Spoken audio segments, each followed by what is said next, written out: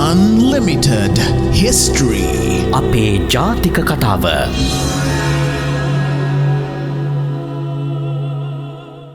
අයිබෝන් සුපුරුදු විදිහටම අද සඳුදා දවසේ මේ සුපුරුදු වෙලාවට ලංකාව විතරක් නෙමේ ලෝකේ පුරාම ඉන්න ශ්‍රී ලාංකිකයන්ව එකතු පහදු කරන රේඩියෝ වැඩසටහන අපේ ජාතක කතාව අපේ ජාතික කතාව මේ රේඩියෝ තරංග ඔස්සේ ලියන අපේ හෙළයන්ගේ අක්මුල් සොයා යන රේඩියෝ ටිප්පනිය අපේ අන්ලිමිටඩ් හිස්ටරි වැඩසටහන ආරම්භ කරන්නයි සූදානම් වන්නේ.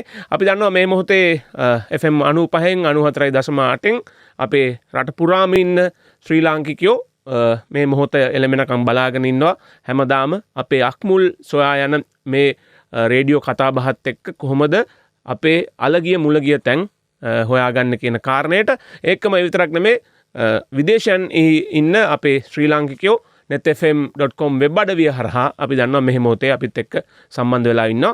ඉතින් මේ මොහොතේ අපිත් එක්ක සම්බන්ධ වෙන්න බැරි ඔය හැම කෙනාටම අවස්ථාව තියෙනවා මේ වැඩසටහන රාත්‍රී 9ට විකාශය රේඩියෝ එකේ විකාශය වෙලා අවසන් වූවහම ඔබට පුළුවන් අපේ YouTube වැඩසටහනට පිවිසෙන්න. YouTube ඔස්සේත් ඔබට පුළුවන් මේ වැඩසටහන පරිශීලනය කරන්න. ඉතින් ඔබ දන්නවා මේ වැඩසටහන අතරතුර ඔබට පුළුවන් සම්බන්ධ වෙන්න ප්‍රශ්න ඉදිරිපත් කරන්න. ඒ සඳහා අපේ දුරකථන අංකය 0112 55 33 63 0112 55 33 63 කියන දුරකථන අංකයෙන් තමයි ඔබ අපේ මැදිරියට කතා කරලා ඔබේ ගැටලු ඉදිරිපත් කරන්න ඕනේ. විතරක් නෙමෙයි තවත් මාර්ග තියෙනවා. ඔබ ලිපි ලියනවා නම් ඒ ලිපි මාර්ගෙන් යවන්න පුළුවන්. අපේ ඇඩ්‍රස් එක netfm unlimited history තැපැල් පෙට්ටිය 2045 කොළඹ. netfm unlimited history තැපැල් පෙට්ටිය 2045 කොළඹ. නැත්නම් සමාජ මාධ්‍ය අසුරු කරන කෙනෙක් නම් මේ වෙලාවේ අපේ netfm on air Facebook අඩවියට පිවිසුනාම එහි ඉහළින්ම තියෙන බැනර් එක පල්ලෙහාන් කමෙන්ට් එකක් විදිහටත් ඔබට පුළුවන් මේ ප්‍රශ්නයක් යොමු කරන්න අදහසක් යොමු කරන්න. නැත්නම් YouTube වැඩසටහන නම් කමෙන්ට් විදිහට නැත්නම් ඒ YouTube වැඩසටහනේ අපේ ඊමේල් ඇඩ්‍රස් තියෙනවා. ඒවටත් ඔය ඕන විදිහකට ඔබට පුළුවන් මේ ප්‍රශ්න ඉදිරිපත් කරන්න. හරි අපේ වැඩසටහනට පිවිසෙමු. විශේෂයෙන්ම මේ වැඩසටහන ආරම්භයට කලින් ලෝකෙ පුරාම ඉන්න ශ්‍රී ලාංකිකයන්ට කියන්න තියෙන පණිවිඩය තමයි අපි මේ කතා බහ අතරතුර ඔබේ ඉතාමත් කරුණාවෙන් ඉල්ලා සිටිනවා ඔබ රැකිලා රට රකලා දෙන්න. ඒක තමයි අපේ මූලිකම කාරණේ. අපි රට රකින මීටරේ හැටියට කියන්නේ මීටරේ දුර තියාගන්නවා වගේම ඔබත් රැකිලා රටත් රැකලා දෙන්න. ඔබ රැකුණොත් රට රැකෙනවා අනිවාර්යයෙන්ම. මේ මොහොතේ මේ ලෝකේ පුරා යන වසංගතේ මේ වසංගතයට අපේ ජීවිත කාලේ මේ මුහුණ දුන්නට ලෝක ඉතිහාසයේ පිරිස්සුවම මට මතකයි මහාචාර්ය රාජ් සොමදේවනුත් වරක්ස කිව්වා මේ වගේ වසංගත රාශියක් පිළිබඳව ලෝකෙ මීට කලින් අපි කතා බහ වෙලා තිනවා. කෙසේ වෙතත් තාමත් හරියට බෙහෙතක් හොයාගන්න නැති හින්දා අපි පරිස්සම් වෙමු. ඒ පරිස්සමත් එක්ක ඔබට පුළුවන් අපේ සාකච්ඡාවට සම්බන්ධ වෙලා අපේ ඉතිහාසය පිළිබඳව දැනුම්වත් වෙන්න. හරි මේ ඒකම විශේෂයෙන්ම මේ අනිත් අයට පරිස්සම් වෙන්න අනිත් අයගේ ආයු පිළිබඳව කියනත් එක්කම සර්වත් ආයුබෝවන් කියලා පිළිගන්නවා. අපි විශේෂයෙන් කියන්න ඕනේ පරිස්සම් වෙනවා වගේම අපිට පුළුවන් හැම විදිහටම ඔබට මේ වැඩසටහන ඔස්සේ මේ ඉතිහාස දැනුම ගෙනෙන්න බලාපොරොත්තු වෙනවා. මේ අපි ජීවත් වෙලා හිටියොත් හැම සතියකම එනවා. මොකද ජීවිතය කියන එක එච්චර අස්තීර කාරණයක් බවට පත් වෙලා තිනවා. මගේ කාරණේ කෙසේ වෙතත් ඔබතුමා නම් අනිවාර්යයෙන්ම চিරාත් කාලයක් ජීවත් වෙන්න ඕනේ. විශේෂයෙන් මේ ඔක්තෝබර් මාසයේදී ඒක මම මතක් කරනවා. ඔබතුමා මේ පොළවෙන් උකහාගත් දැනුම මේ සමාජයේ ඔබතුමා නිර්මාණය කරලා තියෙන දැනුම ඔබතුමා පෝෂණය වෙලා තියෙන දැනුම අපේ රටේ ජාතියට ඔබතුමා විරේක කරන්නත් ඕනේ දැනුම. මොකද ඔබතුමා හැමදාම කියන දෙයක්නේ මාව මේ රටේ ජනතාව තමයි වියදම් කළේ මාව තනන්න කියලා. ඉතින් ඒකින්ද ඒ කාරණේ ඔබතුමා හැම වෙලාවෙම මතක් කරන දෙයක් ඉතින් අපිත් ඒක මතක් කරනවා. හරි අපි වැඩසටහනට පිවිසමු. ප්‍රශ්න නම් ගොඩක් යොමු වෙලා තියෙනවා. මේ අපිට ඊමේල් වලට නම් ගොඩක් ඇවිල්ලා තියෙනවා ඊමේල් ප්‍රශ්න. මේ ලංකා හේරත් කියන මහත්මයෙක් මම මේ සර්ට කලින් මේක පෙන්නුවත් එක්ක මේ ප්‍රශ්නය ඔහු මේ රජගල ප්‍රදේශයට ගියාම දැකපු දෙයක් තමයි අපිට ප්‍රශ්නයක් විදිහට යොමු කරලා තියෙන මේ ස්තූප ගැන. ඉතින් ඔහු විනාඩියක් අරගෙන මේ කාරණයට පිළිතුරු ලබා දෙන්න කියලා කියනවා. සර් මම දන්නේ විනාඩියකින් කියන්න පුළුවන් වේද කියලා. මේ සාංචි ස්තූපයක ස්වභාවය ඔහු දුටුවා මේ කාරණෙත් එක්ක මේ පින්තූරත් එක්ක අපේ YouTube නරඹන්නට මම ඔහු එවලා තියෙන පින්තූර ටිකත් මේ වෙලාවේ පෙන්වන්නම්. ඔහු ලියලම තියෙනවා I hope professor will have a minute to explain this key. විනාඩියකින් නම් මම දන්නේ නැහැ මේ පුළුවන් වේද කියලා ඔබතුමාට මේක එක්ස්ප්ලেইন කරන්න. ඔව් ඒ මහත්මයා අහපු ප්‍රශ්නෙට අපිට උත්තරයක් දෙන්න ඕන. මොකද ඒක ලාංකිකයෝ හැටියට අපිට බෞද්ධ ස්තූප පිළිබඳ අපිට විශාල උරුමයක් මේ රටේ තියෙනවා. ඉතින් ඇත්තෙන්ම මේ ප්‍රශ්නේ මම අපේ ශ්‍රාවකින්ට පැහැදිලි කරොත් ඒ මහත්මයා ඇහුවේ මේ මහත්මයා මට නුවන් වැඩසටහන පටන් ගන්න කලින් ඒ ප්‍රශ්නේ පෙන්නපු ආකාරයට පින්තූර ටිකයි ප්‍රශ්නේ පෙන්නපු ආකාරයට මහත්මයා අහලා තිබුණේ එතුමා රජගල නැරඹීමට ගිය වෙලාවේ දැකපු නෂ්ටාවශේෂ අණුව ඒ මහත්මයාට හිතුණයි කියලා මේ ස්තූප ඒ ගරා වැටලා තියෙන ස්තූපයක් මේ ඒ ස්තූපය සාංචි ස්තූපයට සමානකමක් තියනවාද කියලා. ඉතින් මගේ ප්‍රශ්නේ තමයි අපේ ලංකාවේ පැරණි ස්තූප සාංචි ස්තූපයට සමාන ආකාරයටද තිබුණේ. එසේනම් ඒවා කොපමණ පැරණිද කියන එක තමයි මේ මහත්මයාගේ ප්‍රශ්නේ. ඉතින් ඇත්තෙන්ම මේ ප්‍රශ්නෙට මම මේ විදිහට උත්තර දෙන්න කැමතියි. දැන් ඔය අපි පාවිච්චි කරන වචන කීපයක් තියෙනවා. චෛත්‍ය, ස්තූපය, දාගැබ ආදී වශයෙන් නොඑක් වචන අපි පාවිච්චි කරනවා. ඒ කියන්නේ බෞද්ධ ගෘහ නිර්මාණ ශිල්පේන වචන. ගෘහ නිර්මාණ ශිල්පේ අපි ඔය වචන තුනම පාවිච්චි කරනවා. සමහර වෙලාවට අපි චෛත්‍ය කියනවා, චේතිය කියන පාලි වචනයෙන්. එහෙම නැත්නම් අපි කියනවා ස්තූප කියලා.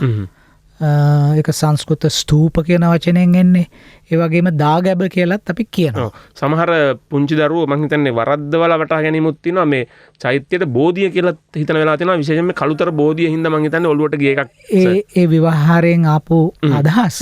ඉතින් මෙතනදී පැහැදිලි කරන්න තියෙන්නේ මේ ස්තූපය, චෛත්‍ය, දාගැබ කියන ඒවයි සුළු වෙනස්කම් තිබෙනවා.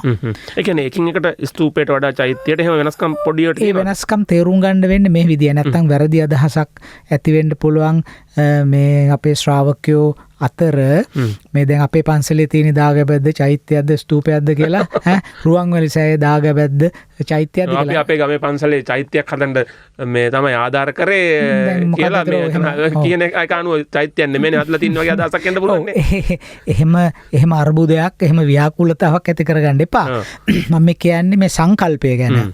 දැන් දාගැබ කියන වචනය ගත්තොත් ධාතු ගර්භ. ඒ කියන්නේ බුදුරජාන් වහන්සේගේ වෙන්න පුළුවන්. එහෙම නැත්නම් වෙනත් පූජනීය රහතන් වහන්සේ කෙනෙක්ගේ වෙන්න පුළුවන්. ශාරීරික ධාතු තන්පත් කළා එය වසා සාදන ගර්භය. ගර්භය කියන්නේ ගැබනේ. එතකොට ධාතුන් වහන්සේලා වැඩමවා ඒවා තන්පත් කරලා ගොඩනගන ගැබට අපි කියනවා දාගැබ. ධාතු අඩංගු ගර්භය. දාගැබ. එතකොට චෛත්‍ය, ස්තූප, චේතිය, ස්තූප කියන ඒවා සමහර විට ව්‍යවහාර කරන්න පුළුවන් ශාරීරික ධාතු අන්තර්ගත නොවන ස්තූප තියෙනවා. දැන් අපි ගත්තොත් මිරිසවැටි විහාරය හදනකොට එතකොට ඒ රාජකීය සෙන්කෝලය තන්පත් කරලා මිරිසවැටිය බැඳුවයි කියලා අපේ වංශ කතාවල සඳහන් වෙනවා. එතකොට සමහර ස්තූප තියෙනවා බුදුරජාන් වහන්සේගේ පටි ධාතුව තන්පත් කරලා කරපු එකක්. එතකොට එක එක පූජ්‍ය වස්තුන් තන්පත් කරලා කරපු ස්තූප චෛත්‍ය කියනවා තියෙනවා. එතකොට දැන් අපි ගත්තොත් එහෙම සමහර අවස්ථාවල ස්මාරක හැටියට බැඳපු මේ ස්තූප තියෙන. දැන් උදාහරණයක් හැටියට දැදිගම කොටවෙහෙර ගත්තොත් එහෙම ඒතර බාගෙට හදපු එකක් නේ. ඒ මහා පරාක්‍රම බාහු රජතුමා ජන්මලාභය ලැබූ තැන තමයි ඒක සිහිගැන්වීම සඳහා ඒක හැදුවේ. ඒකට කියන්නේ සූතිගර චෛත්‍ය කියලානේ. ඒතර සූතිගර චෛත්‍ය. සූතිගර දාගැබ කියලා අපි කියන්නේ නැහැ. ඒකට සූතිගර චෛත්‍ය. ඒතර අපි දන්නා යුදගනාවේ තියෙනවා ලංකාවේ විශාලතම මේ වට ප්‍රමාණයක් තියෙන චෛත්‍යයක්. එතකොට මේ චේතිය කියලා කියන්න පුළුවන් ස්මාරකයකට. එතකොට දැන් අපි අර මහත්මයා අහපු ප්‍රශ්නෙට යන්. එතකොට මම මේ කිව්වේ චේතිය, දාගැබ, ස්තූප කියන ඒවා අතරේ යම් කියන්නේ විශේෂඥ මට්ටමට එනකොට ඒ වගේ යම් යම් අදහස් කරන දේවල් විශේෂයි. එතකොට දැන් අපේ හේරත් මහත්මයා ලංකා හේරත් මහත්මයා අහපු ප්‍රශ්නෙට අපි උත්තරයක් දෙන්නේ. දැන් ඔය ස්තූප දාගැබ චෛත්‍ය කියන කොයි අතකින් ගත්තත් ඔය සංකල්පයට මුල් වෙන්නේ සොහොන් ගොඩැලි. දැන් අපි දන්නවා කවුරු හරි මල සිරුරක් වැළලුවට පස්සේ අදත් අපි දැන් දුප්පත් කෙනෙක් නම් ඒ වල උඩ පස් ටික මුදුන් කරනවා. නේ? ඒතර පස් ගොඩැල්ලක් හැදෙනවා. ඒතර පස් ගොඩැල්ල තමයි මේ සංකල්පයේ මූල බීජය. හරි. දැන් එතකොට මේ මොන හරි දෙයක් ශාරීරික දේවල් අඩංගු කළානේ තියෙන්නේ. ඒතර පස් ගොඩක් ගහනවා. හරි. දැන් මම දැකලා තියෙනවා සමහර තැන්වල ඔය පාරේ යනකොට සමහර ප්‍රදේශවල ඒ පස්කොඩ ගහලා ඒ පස්කොඩ උඩ රිටක් හිටවලා මේ පොලිතින් වලින් නිකන් කුඩයක් වගේකුත් හිටවලා තියෙනවා. ඒක එයා හිතනවා මේක ගෞරවයක් කියලා. එතකොට ඒ මලවුන්ගේ ස්මාරකයට ඒක පස්කොඩල්ලක්. දැන් අද යුරෝපයට ගියොත් යුරෝපයේ යුරෝපියානු පුරාවිද්‍යාව ස්කැන්ඩිනේවියානු පුරාවිද්‍යාව හදාරනකොට මේ ග්‍රේව් මවුන්ට්ස් ඒ කියන්නේ සුසාන ගොඩැලි. එහෙම නැත්නම් තුමුලි කියන වචනේ TUMULI තුමුලි කියන වචනේනුත් ඒක හඳුන්වනවා. ඒතර මේවා ඔක්කොම ගොඩැලි, සොහොන් ගොඩැලි. එතකොට මට මතකයි මම ස්වීඩනයේ ඉගෙන ගන්න කාලේ උප්සලා නගරයේ විශ්වවිද්‍යාලේ මම ඉගෙන ගත්තේ. ගම්ලා උප්සලා කියලා ප්‍රදේශයක් තිබුණා. ගම්ලා උප්සලා කියලා කියන්නේ පැරණි උප්සලා ගම. ඒ ගම්ලා උප්සලා වල අපි ගියා මේ ශේෂ්ත්‍ර වැඩකට මැනීම් කටයුත්තක් කරන්න. ඉතින් ඒ විශාල ප්‍රමාණයක් සොහොන් ගොඩැලි තියෙනවා. හරි. දැන් ස්ටොක්හෝම් වලට ගිහලා ආලන්ඩා මේ අහස යාත්‍රාංගණයෙන් බැහැලා මේ උප්සලා වලට එනකොට අපිට පේනවා මේ ඈත තියෙන ඒ වගේ සොහොන් ගොඩැලි. ඉතින් හැම රටකම කෙනෙක් වැළලුවට පස්සේ ඒක උඩ යම් කිසි විදිහට පස් ගොඩ ගහන්න. ඒක තමයි මේ යුරෝපය ගැන කතා කරාම දැන් යුරෝපයටම යන්න ඕනේ. යුරෝපයේ සොන් මේ යුද්ධෙත් එක්ක දකින්නත් පුළුවන් නිසා දැන් ඔය දල්දා මාලිගාවට ඉහළින් තියෙන උඩවත්ත කැලේ ආසන්නයේ තියෙන ග්ලැඩිසන් සෝසාන භූමියත් ඔය ආකාරම පෙන්වන්නේ. ඉතින් එතනත් ඕක දකින්න පුළුවන්. ඒක හැම තැනකම තියෙනවා. දැන් සමහර රටවල් වල මේවා ගල් වලින් හැදුවා. ගල් ගොඩවල් ගැහුවා. දැන් ඉන්දියාවේ ගත්තොත් එහෙම අපිට පේනවා ගල් වලින් හදපු තාම පෞරාණිකයි ඒවා. ගල් ගොඩ ගහලා ඒ මලවුන් වලලපු තැන. එතකොට නුවන් අපි මේක තේරුම් ගන්න ඕන මේ ස්තූප කියන සංකල්පය බෞද්ධයන්ට පමණක් ආවේනික වෙච්ච එකක් නෙමෙයි. ජෛනයනුත් ස්තූප හදලා තියෙනවා. ජෛන ස්තූප ගැන වාර්තා වෙනවා ඉන්දියාවේ. එතකොට මේකේ මූලය තමයි සොහොන් ගොඩැල්ලක්. එතකොට දැන් අපි බුදුරජාණන් වහන්සේ වෙන්න පුළුවන්, මහරහතන් වහන්සේලා වෙන්න පුළුවන්. උන්වහන්සේලාගේ ශාරීරික ධාතු වන්දනාවට යෝග්‍යයි කියලා අපේ විශ්වාසයක් තියෙනවා. ඉතින් අපි ඒකට වන්දනා කරනවා. එතකොට මේ මොකද වුනේ? දැන් උන්වහන්සේලා අපවත් වුණාට පස්සේ බුදුරජාණන් වහන්සේ පරිනිර්වාණයට පත් වුණාට පස්සේ මේ ශාරීරික ධාතුන් වහන්සේලා ගෙනල්ලා ඒවා තැම්පත් කරලා සොහොන් ගොඩැල්ල හදලා ඉවර වෙලා ඒකට ආරක්ෂාවක් වෙන විදිහට ඉහළට කුඩයක් අපි කියනවා ඡත්‍රය කියලා. දැන් අපි කුඩයක් ඉහළන්නේ සේසත් නම් වනොයි කියලා කියන්නේ ඡත්‍ර නම් වනොයි කියන්නේ ඇත්තෙන්ම ඡත්‍ර නම් වන්නේ යම්කිසි දෙයකට ගෞරවය කරන්න ඕනම. ඒතර අපේ ලංකා හේරත් මහත්මයා අහන ප්‍රශ්නේ තමයි ඔය සාංචි ස්තූපෙත් එක්ක සංසන්දනය කරන්න පුළුවන්ද රජගල තියෙන ස්තූපේ කියලා. ඇත්තෙන්ම මේ මහත්මයාට කියන්න ඕන රජගල තියෙන ස්තූප පමණක් නෙමෙයි ලංකාවේ ඉදිකරපු බොහොම නෙමෙයි සෑම පෞරාණික ස්තූපයක්ම සාංචි අනුකෘතිය සාංචි ආකෘතියට අනුව තමයි සකස් කරලා තියෙන කෙනෙක් අපිට පේනවා. දැන් මේ වැඩසටහන දැන් මොකද්ද මේ ආකෘතිය? දැන් ඔබට අපිට මේ YouTube නාලිකාවේ මේකේ ඡායාරූප පෙන්වන්න පුළුවන්. ඒ කියන්නේ මෙහෙම ගර්භයක් හදලා ඒ ගර්භයේ මුදුනට දණ්ඩක් හයි කරලා ඒ දණ්ඩට කුඩයක් වගේ එකක් අපිකට කියන්නේ ඡත්‍රය කියලා ඒක උසුලලා තියෙනවා. එතකොට මේකෙන් මොකද කරන්නේ? අර ශාරීරික ධාතු තැන්පත් කරලා තියෙනවා ඇතුලේ සුද්ධවන්තයෙක්ගේ එහෙම නැත්නම් මහරහතන් වහන්සේ පූජනීය කෙනෙක්ගේ. එතකොට ඒකට ගෞරවයක් හැටියට ඒ ශාරීරික ධාතුන් වහන්සේලාට උඩ ඡත්‍රයක් නංවා තිබෙනවා. එතකොට මේක තමයි ආකෘතිය. එතකොට ඒ පමණක් නෙමෙයි. එතකොට පුරාණම කාලේ ස්තූපයක හැඩය මොකද්ද? ඇත්තම ඔය සාංචි ස්තූපයේ තියෙන හැඩය. සාංචි ස්තූපය අශෝක රජතුමාගේ කාලේ ඉදි කරයි කියලා කියනවා. ඊට පස්සේ සුංග රාජ පෙළපත කාලයක ප්‍රතිසංස්කරණය කළා කියන අත වශයෙන්ම සාංචියේ තියෙන හුඟක් දේවල් ඔය මකර තොරන් අරවා මේවා අශෝක රජුරන්ගෙන් පස්සේ බලයට පැමිණිච්ච රාජපෙළපත් තමයි ඒවා ඉදි කරලා තියෙන්නේ. එතකොට මේකෙන් අපිට පේනවා පුරාණතම ස්තූපයක හැඩය අපිට සාංචි ස්තූපේ බලලා තමයි තේරුම් ගන්න තියෙන්නේ. එතකොට දැන් අපේ ලංකාවේ අද එහෙම ස්තූපයක් දකින්න නැහැ. මොකද හේතුව ලංකාවේ වෙච්ච දේ මේ නුවන් කෙනෙක් දැන් මේ අහන ශ්‍රාවකීන්ට දැන් ඒව නැත්තේයි කියලා හිතන්න පුළුවන්. කුතුහලයක් යනවනේ දැන් ඒව නැත්තේයි කියලා. ඒ නැති වෙන්න හේතුව තමයි දැන් එක රජ කෙනෙක් යම්කිසි මේ භික්ෂුන් වහන්සේ කෙනෙක්ගෙන් පූජනීය කෙනෙක්ගේ ශාරීරික ධාතුන් වහන්සේලා තැන්පත් කළා ගර්භයක් බඳවලා ඔකට ඡත්‍රයක් එසෙව්වට පස්සේ ඊළඟට එන රජුරුව මොකද කරන්නේ මේක මේ ලොකු කරලා කංචුකය 60ක් වගේ මේක ලොකු කරලා තව ඡත්‍රයක් මේකට දානවා. එතන මේ ඡත්‍ර ඔක්කොම ගල් වලින් හදපුවානේ. එතකොට ඔහොම ඡත්‍ර උඩට දානවා. දැන් සමහර සෙල්ලිපි වල තියෙන පඨම ඡත අරුවය පළවෙනි ඡත්‍රය කරා. එතකොට පළවෙනි ඡත්‍රය කරයි කියන්නේ දෙවෙනි ඡත්‍ර තුන්වෙනි ඡත්‍රත් කරවනවා. එතකොට වෙන්නේ මොකද්ද ප්‍රායෝගිකව අපි සිවිල් ඉංජිනේරුමේ පැත්තෙන් බැලුවොත් එහෙම මේ ගර්භයක මේ දණ්ඩක මේ වගේ දැවැන්ත ගල් ඡත්‍ර ඔසවාගෙන ඉන්න බැරි වෙනවා. මේවා කඩා වැටෙනවා. මේ කඩා වැටෙන්න ඇති. කඩා වැටලා තියෙනවා. කොහොම සමහර වෙලාවට මේ සමහර පාලකයෝ ඉංජිනේරුවරු බුද්ධිමතුන් කියන දේවල් ගණන් ගන්න නැතුව සමහර ඉදිකිරීම් කරනවා නේද? සමහර දේවල් කරනවා අපේ මෑත කාලයේ අත්දැකීම් අනුව. මම හිතන්නේ ඒ කාලේ රජවරු නම් මේ එහෙම සවන් දෙන්න ඇති. මොකද බොහෝ වෙලාවට සමහර ඉදිකිරීම් කරනකොට එහෙම විශේෂඥයෝ ආපු බවට සාක්ෂි අපිට හොයාගන්න තියෙනවා. නමුත් සමහර විට මේ ඉංජිනේරුවෝ උපදෙස් දෙන්න ඇති මේ වැඩේ කරන්න එපා. මේක බිඳ වැටෙනවා කියලා. එතකොට මොකද වුනේ පසු කාලෙක මේ අර මෙහෙම දණ්ඩක් හයි කරලා ගල් ඒ ගල් දණ්ඩක් ඒක හයි කරලා ඒකේ ගල් මෙහෙම රවුම් ගල් ඡත්‍ර කියලා ඒවට කියන්නේ. ඒව දානවා වෙනුවට අර ඡත්‍රා වලිය කියන එක මෙහෙම තියෙන රවුම් ඔක්කොම ඒක අනුකරණය කරලා පස්සේ කාලේ අර ගර්භයේ උඩ ගඩොලෙන් බැඳලා මෙහෙම කෝණාකාර දෙකක්. ඒතර අපි ඒකට අද කියන කොත් කැරැල්ල කියලා. දැන් බලන්න පරණ ස්තූපවල කොත් කැරැල්ල බැලුවාම කොත් කැරැල්ලේ තියෙනවා පැරණි මෙහෙම රවුම් මුදු වගේ. ඒතර මේ පෙන්නලා තියෙන්නේ මේ ඡත්‍රයි මේකේ තියෙන්නේ කියන කාරණය. එතකොට අර ඡත්‍රා වලිය සහ ඡත්‍ර දණ්ඩත් එක්ක තියෙන ස්තූප ක්‍රමය. ඒ විතරක් නෙමෙයි මේ ඡත්‍ර දණ්ඩ වටේ තිබුණා ලී වලින් ගහපු මාලකයක් වැටක්. ඒකට කිව්වා මුද්ද වේදි කියලා. ඒ මුද්ද වේදිය ලී වලින් හදලා තියෙන්නේ. ඒ කියන්නේ ඡත්‍රයට වැටක්. මුද්ද වේදිය. ඊට පස්සේ අද ස්තූපයට වඳින්න ගියාම දැන් රුවන්වැලිසෑය වඳින්න ගියාම අපි මළුවේ ඉඳන්නේ වඳින්නේ. ඒතර සලපතල මළුවක් තියෙනවා, වැලි මළුවක් තියෙනවා ස්තූපවල.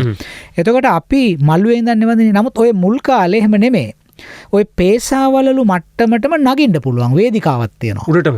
ඔව් පේසාවලලු. අර මෙහෙම තියෙන රවුම් තුන. ඔව් පේසාවලු උඩ පේසාවේ මට්ටමටම නගින්න පුළුවන්.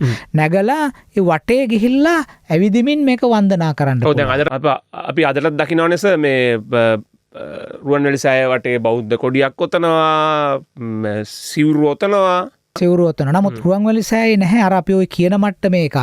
එතකොට මේකට කිව්වේ ප්‍රදක්ෂිනා පත කියලා. කියන්නේ ප්‍රදක්ෂිනා කියන්නේ දකුණට ගමන් කිරීමනේ. වෘත්තාකාර යමක දකුණට ගමන් කිරීමට අපි කියන ප්‍රදක්ෂිනා, වමට ගමන් කිරීමට කියන අවදක්ෂිනා කියලා. ඒතර යම් කිසි කෙනෙකුට පූජාවක් කරන්න ඕන නම් අපි ගමන් කරන්නේ දකුණු අතට. එතකොට අර ස්තූපයේ ඇතුලේ තියෙන ශාරීරික ධාතුන් වහන්සේලාට නමස්කාර කරන්න ඇවිදින්න ප්‍රදක්ෂිනා පතයකුත් තිබුණා. දැන් ලංකා හේරත් මහත්මයා අහගෙන ඉන්නවා නම් අද වැඩසටහන ඔබතුමාට තේරෙනවා ඒ සාංචි ස්තූපේ තිබුණෙත් එහෙමයි. දැන් අදටත් සාංචි ස්තූපේ බලන්න ගියාම එහෙම දකින්න පුළුවන්. අපේ ඉදි කරපු පැරණි ස්තූප සෑම එකක්ම මේ ආකෘතියට තමයි හැදුවේ. එතකොට මොකද මිහිඳු මහරහතන් වහන්සේගේ පැමිණීමෙන් පස්සේ ස්තූප සෑදුවයි කියන එක මහවංශේ වාර්තා කරනවා. නමුත් අපි දන්නවා ඊට කලින් මහියංගනේ බුදුරජාණන් වහන්සේගේ පළමු මේ ගමනේදී උන්වහන්සේගේ මේ කේශ ධාතු මිටක් ඉල්ලගෙන සුමන සමන් දෙවියෝ මහියංගන ස්තූපේ හැදුවයි කියලා කියනවා. ඒ වගේම තපස්සු බල්ලුක කියන වෙළඳ දෙබෑයෝ ඇවිල්ලා මේ තිරියායේ ස්තූපයක් හැදුවයි කියලා කියනවා. අත වශයෙන් මේ ඒක ඓතිහාසිකයි කියලා පේනවා. 6 වෙනි 7 වෙනි සතවර්ෂයට අයිති සෙල්ලිපියක් තියෙනවා තිරියායේ. ඒකේ කියලා තියෙනවා තපස්සු බල්ලුක විසින් මේ කරපු ඒ ස්තූපය ගැන සඳහන් කරනවා සෙල්ලිපියේ. ඒක ඓතිහාසික ප්‍රවෘත්තියක්. කෙසේ වුණත් දැන් මහියංගන ස්තූපය ධාතු ගර්භයේ කැණීම් කරලා මහාචාර්ය පරණවිතානලා හැම ඒකේ තියෙන චිත්‍ර දිහා බලලා ඒගොල්ලෝ කිව්වේ මේක මේ චිත්‍ර නම් අයිති වෙන්නේ පසු කාලයට 7 වෙනි සතවර්ෂයට වෙන්න ඇති කියලා.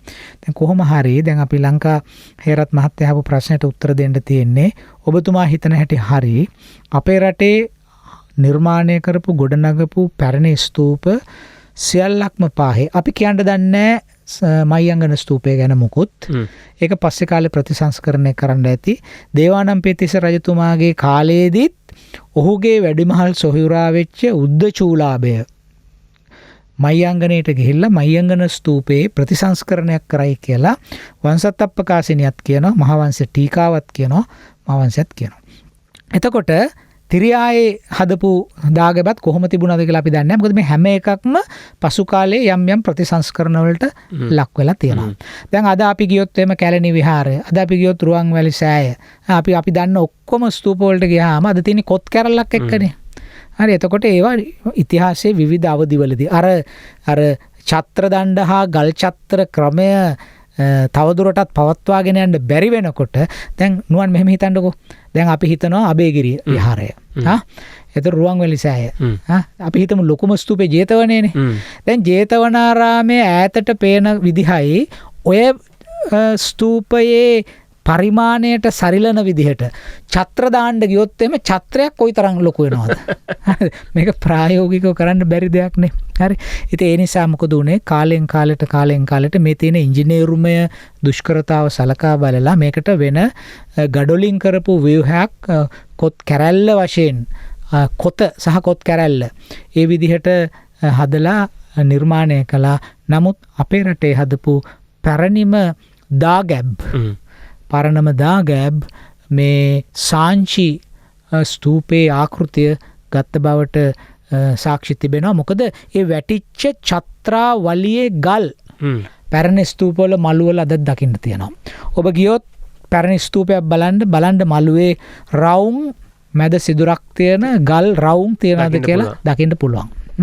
එතකොට ඒවා තමයි මේ ස්තූපයට අයිති ඡත්‍රයේ කොටස් ඡත්‍රා වලියේ තිබුණු කොටස්. එහෙනම් අපිට පේනවා මේ අපි මේක ගැන සැලකිල්ලට ලක් වෙලා මට එක අවස්ථාවක හම්බුණා තිස්ස මහාරාම සංස්කෘතික ත්‍රිකෝණ ව්‍යාපෘතියේ වගකීමක් දරන්න.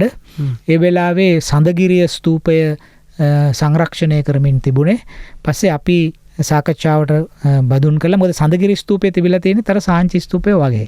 ඉතින් අපි මොකද කළේ ඒ සඳගිරියේ මළුවේ සංරක්ෂණය කරපු ස්තූප මළුවේ ඒ ස්තූපේ කලින් තිබුච්ච හැටියට අර ඡත්‍රාවලියක් දාලා මේ ආකෘතියක් අපි හදලා තියෙනවා ජනතාවට විශේෂයෙන්ම අපේ දූ දරුවන්ට බලන්න සඳගිරි දාගැබ කොහොමද මුල්ම කාලේ තිබුණේ කියන එක. ඉතින් අපේ හේරත් මහත්මයාට අවස්ථාවක් තියෙනවා නම් තිස්ස මහාරාමේ සඳගිරියට ගිය වෙලාවේ අන්න අපි හදලා තියෙන ආකෘතියක් මේ සාංචි ස්තූපය ආකාරයටම මේ සඳගිරි ස්තූපයේ තිබුණයි කියලා පෙන්වන්න ආකෘතියක්. මිනිත්තුවකින් උත්තර දෙන්න කිව්වට සර් මිනිත්තුවකට වඩා ගියා. අපි මේ ඊළඟට යමු වෙන්නේ සර් ජාත්‍යන්තර ප්‍රශ්නයකට මේ ජයන්ත අමරතුංග මහත්මයා අපේ YouTube එකට කමෙන්ට් එකක් විදිහට මේ ප්‍රශ්න යොමු කරලා තින්නේ. තවත් කීප දෙනෙකුත් මේ පිළිබඳව ප්‍රශ්න යොමු කරලා තිබ්බා. ඔහු මේ මිත්‍යාවන් සහ යථාර්ථය පිළිබඳව ප්‍රශ්නයක් යොමු කරන්නේ විශේෂයෙන්ම මේ අපි මේ ගිය සතියත් අර ස්ට්‍රවුස් මහත්මයාගේ BBC වැඩසටහන ඉලක්ක කරගෙන එහෙම නැත්නම් ඒක උදාහරණයට අරන් සර් කිව්වනේ මේ මිත්‍යාවන් සහ මේ යථාර්ථය පිළිබඳව පොතකුත් මිත්ස් පිළිබඳව ලියවෙච්ච පොතත් අපි පෙන්නුවා. දැන් ඒකටම සම්බන්ධයි යම් කිසි ආකාරයකින් මේ මෙතුමා ඉදිරිපත් කරන ප්‍රශ්නේ. එතුමා අහන්නේ මේ අපි දන්නවා ට්‍රෝජන් කතාව අර ට්‍රෝජන් අස්සයා ලී වලින් හදපු අස්සයාගේ ඇතුළට මහා සේනාවක් පුරෝලා ට්‍රෝයි නගරයට ගෙනිහිල්ලා අය අත්පත් කරගත්ත කතාව. ඉතින් මේක දැන් විද්‍යාත්මකව සහ පුරාවිද්‍යාත්මකව සනාථ කරලා තියෙනවා කියලා ලෝකේ පුරා කතා බහක් යනවා. මේ සත්‍ය අසත්‍යතාවය තමයි සර් මේ ජයන්ත මහත්මයාත් අහලා තියෙන්නේ. මේකේ ඇත්ත නැත්ත මොකද්ද සර්? නෑ මෙහෙමයි. ඔය කතාවට ප්‍රවේශ වෙන්න ඕනේ මේ විදිය. පළමුවෙන්ම කියන්න තියෙන්නේ මම නම් දන්න තරමට ට්‍රෝජන් ලී අස්සය හොයාගන්න පුළුවන් කමක් නැහැ. මොකද ලී කියන ඒවා එච්චර කාලයක් තියෙන්නේ නැහැ. තියෙන තත්ත්ව තියෙනවා. සාමාන්‍යයෙන් කියන්නේ නිර්වායු තත්වයක් යටතේ. කියන්නේ මඩේ ඔබලා තිබ්බොත් ඒක නිර්වායු අපි කියන්නේ ඇනරොබික් තත්වයක් කියලා. ඒ වගේ තත්වයක් යටතේ ලීයක් ආරක්ෂා වෙන්න පුළුවන්. ඉතින් මං හිතන්නේ ට්‍රෝජන් අස්සයා මඩ ගොඩක හිටියයි කියලා. එහෙම හිටියොත් හොයාගන්න පුළුවන් වෙයි.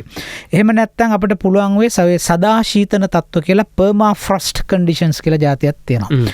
ඔය රුසියානු ස්ටෙප්ස් වල එහෙම තියෙනවා. සදා කාලෙට මේක මිදිලා තියෙන්නේ. ඒකට පර්මාෆ්‍රොස්ට් කියලා කියනවා. එතකොට අන්න ඒ වගේ පර්මාෆ්‍රොස්ට් තත්වයක් යටතේ විශාල විදිහට වියලෙනවා. ඉතින් අපි ඩීප් ෆ්‍රීසර් එක දැම්මහම වේලෙනවනේ. වේලෙනවා හොඳටම. ඒක ආරක්ෂා වෙන්න හේතුව තමයි ඒක තදබල ලෙස වේලීම. එතකොට අර හයිපර් ඩ්‍රයිින් කියන එක අදි වියලී යාම ඒ පර්මාෆ්‍රොස්ට් සදා ශීතන තත්වයක සිද්ධ වෙනවා. යමක් ඒ තරම් පරණ දෙයක් හොඳට ආරක්ෂා වෙන්න පුළුවන් ඒ තත්ත්ව දෙක යටතේ විස්තරයි විශේෂයෙන්ම ලී වගේ දෙයක්. අපි දැන් අපි මේ දැන් අපි ඔය කියනවනේ සර් මේ ෆ්‍රොස්ටි අයිස් කියලා කියන්නේ වියලි අයිස් කියලා සුපර් මාකට් වලත් ගන්න තියෙන්නේ. වියලි අයිස් ගහලා තියෙන්නේ ඒවට. හරි. එතකොට දැන් ඒ නිසා ට්‍රෝජන් අස්වැය ලී අස්වැයෙක්නේ. එයා එහෙම හම්බුණාද කියලා ඕන්නම් එයාට අයිති ලී කෑල්ලක් එයාට අයිතිද කියලා කියන්නත් ඒක ලොකු කතාවක් කියන්න වෙයි. ලී කෑල්ලක් එහෙම ආරක්ෂා වෙලා තියෙන්න පුළුවන්. අර අපි කියනවා ජලාශ්‍රිත water log conditions කියන ඒවායේ සමහරට ලී ප්‍රිසර්ව් වෙනවා. සෙලියුලෝස් කියන එක ආරක්ෂා වෙන්න නම් එක්කෝ සදා ශීතන තත්වයක් යටතේ තියෙන්න ඕනේ. එහෙම නැත්නම් අර නිර්වායු තත්වයක් යටතේ වගුරක වගේ දෙයක තිබුණොත් එහෙම හම්බ වෙනවා.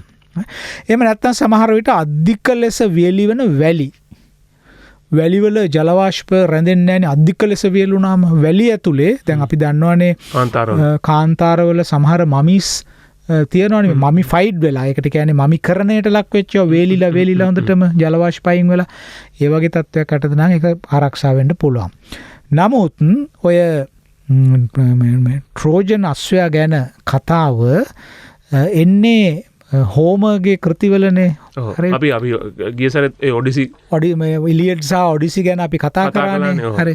එතකොට මේ ඕක පිටිපස්සේ ලස්සන කතාවක් තියෙනවා. ඒ අපි අහපු මහත්තුරුන්ට අපි ඒක දැනගන්න කියමු. මම නම් දන්නේ නෑ මේ එහෙම ට්‍රෝජන් අස්වැයෙක් හම්බෙලා ඉන්නවාද කියලා. එහෙම හම්බෙන්න තියෙන ඉඩකඩත් බොහොම විරලයි. එහෙම හම්බෙන්න පුළුවන්ද කියන එක ඒක පිළිගන්න පුළුවන් කාරණයක් නෙමෙයි. නමුත් මේ මිත්‍යාව සහ සත්‍ය අතර තියෙන සබඳතාව ට්‍රෝජන් අස්වැය කේන්ද්‍ර කරගෙන ඕනනම් අපිට කියන්න පුළුවන්. දැන් මේ අපේ පුරාවිද්‍යා ඉතිහාසයේ ඉන්නවා එක්තරා වැදගත් පුද්ගලයෙක්. ඔහු ජර්මන් ජාතිකයෙක්. ඔහුගේ නම හෙන්රිච් ශ්ලීමාන්. මේ හෙන්රිච් ශ්ලීමාන් කුඩා කාලේ මේ ග්‍රීක සම්භාව්‍ය සාහිත්‍ය ඉගෙන ගත්තා ඔහු ඉස්කෝලේදී. ඔහුට කියවන්න හම්බුණා මේ ඉලියඩ් සහ ඔඩිසි ගැන හෝමර්ගේ කෘති. කියවනට ඔහුගේ හිත තදින්ම බැඳගත්තේ මේ ට්‍රෝජන් කතාව. ට්‍රෝජන් අස්වැය පිට ගිහිල්ලා අර හෙලන් කුමරිය දිනාගන්න යන ගමන මේක හරි තදින් එයාගේ ඔළුවට වැදුනා විතරක් නෙමෙයි. ඔහු හිතුවා ඇත්තටම මේ කතාව සිද්ධ වෙච්ච දෙයක්. මේ හෙලන් කුමරිය ට්‍රෝජන් අස්වැය මේ කතාව ඇත්ත කියලා. එයා මොකද කළේ? එයා පාසල් ජීවිතෙන් එළියට ඇවිල්ලා ඊට පස්සේ ඔහුගේ වැඩිහිටි ජීවිතය ඔහු ව්‍යාපාරික කටයුතු කළා. මහා ධන කුවරයෙක් බවට පත් වෙලා. හැබැයි ඔහුගේ හිතේ තිබුණා කවදා හරි දවසක මේ කතාවේ ඇත්ත නැත්ත ඒ ට්‍රෝජන් හොයා ගන්නවා කියලා එයා. අන්න සිටුවරු. එතකොට මෙයා මොකද කළේ? ඇත්ත වශයෙන්ම එයාගේ පෞද්ගලික ධනය වේදම් කළා. එයා ගියා ග්‍රීක දූපතකට. මොකද ග්‍රීසියට අයිති දූපත් ගණනාවක් තියෙනවා. ඩෙලෝස්, පයිලෝස්, හරි ඔය ආදී වශයෙන් මහා දූපත් ගොඩක් තියෙනවා. ඔහු හිතුවා ඇත්ත වශයෙන්ම මේක වෙන්න ඇත්තේ මේ ග්‍රීක දූපතක කියලා. ඔය ග්‍රීක කතාවක්නේ. ඒ නිසා ඔහු ගිහිල්ලා එක්තරා දූපතක මොහු කැනීම් කරා. කැනීම් නේ හැරුවා. කැනීම් කියන්න බෑ ඒකට. කැනීම් කියන්නේ විද්‍යාත්මක කරන වැඩන්නේ. මොහු හැරුවා. සාල කම්කරු පිරිසක් දාගෙන මහ ලොකු වැඩපලක්. සල්ලිත් තියෙනවනේ. ඒ කාලවල මේ පුරා විද්‍යාත්මක නීති අරෝම මේ ලෝකේ සකස් වෙලා තිබුණේ නෑ. කොයි කාලෙද ඔය? මේක 1800 ගණන් වල. 1800 ගණන් වල. මේ අද ඊයේ වෙච්ච ගන්න නෙමෙයි. එතකොට මෙයා ගිහිල්ලා මේ කැනීම් කළා. හැරුවා. හාරනකොට මෙයා හැරුවේ මේ ට්‍රෝයි පුරවරය හොයාගන්න. ඉතින් බැලින්නම් ඇත්ත වශයෙන්ම ඔහුට ට්‍රෝයි පුරවරය කියලා එකක් හම්බුණා.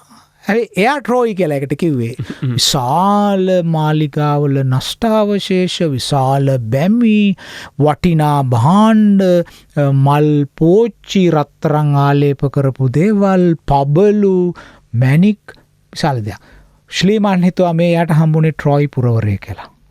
පස්සේ අවසානයේදී ඔහුගේ දිනපොත්වල ලියලා තියෙනවා දවසකට පස් මෙච්චර ඇද්දා දවසකට මෙච්චර පැරණි මල් බඳුන් ගොඩගත්තා. මේක ඇත්තටම අද අර්ථ නිරූපණයකින් නම් මේ නිදන් හැරීමක් වගේ එකක්. නමුත් ඔව් නිදන් හැරීමක් වගේ එකක්. නමුත් මොහු ගිහිල්ලා ඇත්ත වශයෙන්ම ඔහුගේ කුතුහලයටයි මේක කළේ. නමුත් ශ්ලීමාන් කරපු වැඩේ නිසා ලෝක පුරාවිද්‍යා ඉතිහාසයට ඉතා වැදගත් දෙයක් වුණා. වැදගත් කරුණු දෙකක් වුණා. එකක් මේ කැනීම මහා පරිමාණ කැනීම කියන එක පිළිබඳව යම් පූර්වාදර්ශයක් ශ්ලීමන් ලබා දුන්නා. මෙහෙම දේවල් මතු කරන්න පුළුවන් කියලා. පොළොව කැනලා. දෙක ඒක නරකයි හොඳ නෑ. නමුත් ඒක එයා පෙන්වුවා ඒක. දෙක මොහු මේ ට්‍රෝයි පුරවරයයි කියලා ඔහු හිතපු දේ පස්සේ කාලේ පුරාවිද්‍යාවේ තේරුම් ගත්තා මේක මයිසීනියානු ශිෂ්ටාචාරය කියලා. ඒ කියන්නේ කවුරුත් හිතුවේ නෑ ග්‍රීක් ශිෂ්ටාචාරය ඇතිවෙන්න කලින් ඊට ප්‍රභාවය සපයපු ශිෂ්ටාචාර තිබුණයි කියලා. ශිෂ්ටාචාරයක් කියලා අපි කියන්නේ ලියන්න පුළුවන්කම තියෙන සාක්ෂරතාව තියෙන ඒ වගේම නාගරික ජීවිතයක් ගත කරපු බවට පුරාවස්තු වලින් පෙනෙන එක දිග කතාවක්. ඒ ලක්ෂණ ගණනාවක් තියෙන එක කියන්න. දැන් මේ වෙලාවක සුදුසු නෑ. එතකොට මේ ඔය ග්‍රීසිය කියන ශිෂ්ටාචාරය ග්‍රීක් ශිෂ්ටාචාරය ඇති වෙන්න කලින් ඒකට ප්‍රභාවය සපයපු ශිෂ්ටාචාර ගණනාවක් තිබුණා. එකක් ඔය මයිසීනියන් ශිෂ්ටාචාරය. තව තිබුණා මිනෝවන් ශිෂ්ටාචාරය. තව තිබුණා එට්‍රස්කන් ශිෂ්ටාචාරය. මේ වගේ ශිෂ්ටාචාර ගොඩක් තිබුණා. දැන් ඔය මිනෝවන් ශිෂ්ටාචාරය කියන එකට අයිති අකුරුත් තිබුණා. ආත එවන්ස් කියලා මහත්මයෙක් මේ ලීනිය A සහ ලීනිය B කියන අක්ෂර පද්ධති දෙක ඒ ශිෂ්ටාචාර වලට අයිති කියලා එයා පෙන්වුවා ඒවා කියලා ඉවරලා. බාධා කරන්න මොකද මේ අපිට ප්‍රවෘත්ති අහන්න යන්න වෙනවා. ප්‍රවෘත්ති මේ දවස්වල මේ ඉතිහාසය සොයනවා වගේ වැදගත් කාරණයක් හින්දස Unlimited History අපේ ජාතික කතාව.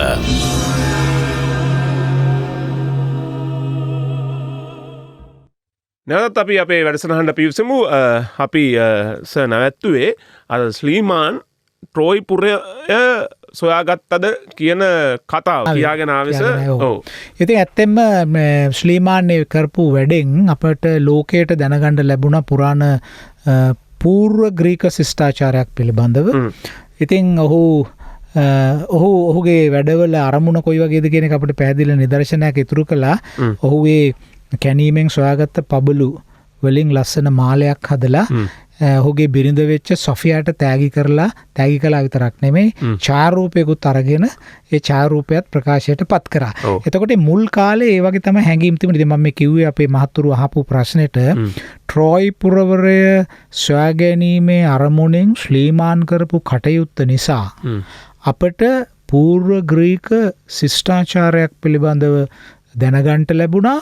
ඒ සොයා ගැනීම නිසා පසු කාලේ තවත් මිනෝවන් එට්‍රස්කන් ආදී තවත් ශිෂ්ටාචාර සොයා ගැනීමට මඟ පෙන්වීමක් ලැබුණා. ඔය ශිෂ්ටාචාරය කොයි කාලෙට වගේ දායිති වෙන්නේ? කියන්නේ අපි වසර වලින් ගත්තොත් එහෙම කොයි කාලයකට වගේ යන ශිෂ්ටාචාරයක්ද? සාමාන්‍යයෙන් ග්‍රීක ශිෂ්ටාචාරය ගැන කතා කරනකොට අපි දන්නවා ඇරිස්ටෝටල්ලා සොක්‍රටීස්ලා එහෙම ඉන්නකොට ක්‍රිස්තු පූර්ව පළවෙනි සහස්‍රක වර්ෂයට යොමු වෙන්නේ. නමුත් මේ ශිෂ්ටාචාර ක්‍රිස්තු පූර්ව 18 එහා පැත්තේ තිබිච්ච ශිෂ්ටාචාර. ඒ කියන්නේ ඇරිස්ටෝටල්ලා සොක්‍රටීස්ලා ඉඳත් සෑහෙන කාලයකට කලින් අපි කියන්නේ ක්‍රිස්තු පූර්ව 18 එහා පැත්තේ කාලේ තිබිච්ච ශිෂ්ටාචාර තමයි ඒවා. මොකද ඒවා ශිෂ්ටාචාර කියලා හඳුන්වන්න තියෙන ප්‍රධානම සංඝටකය තමයි ඒ වගේ අක්ෂර තියෙනවා.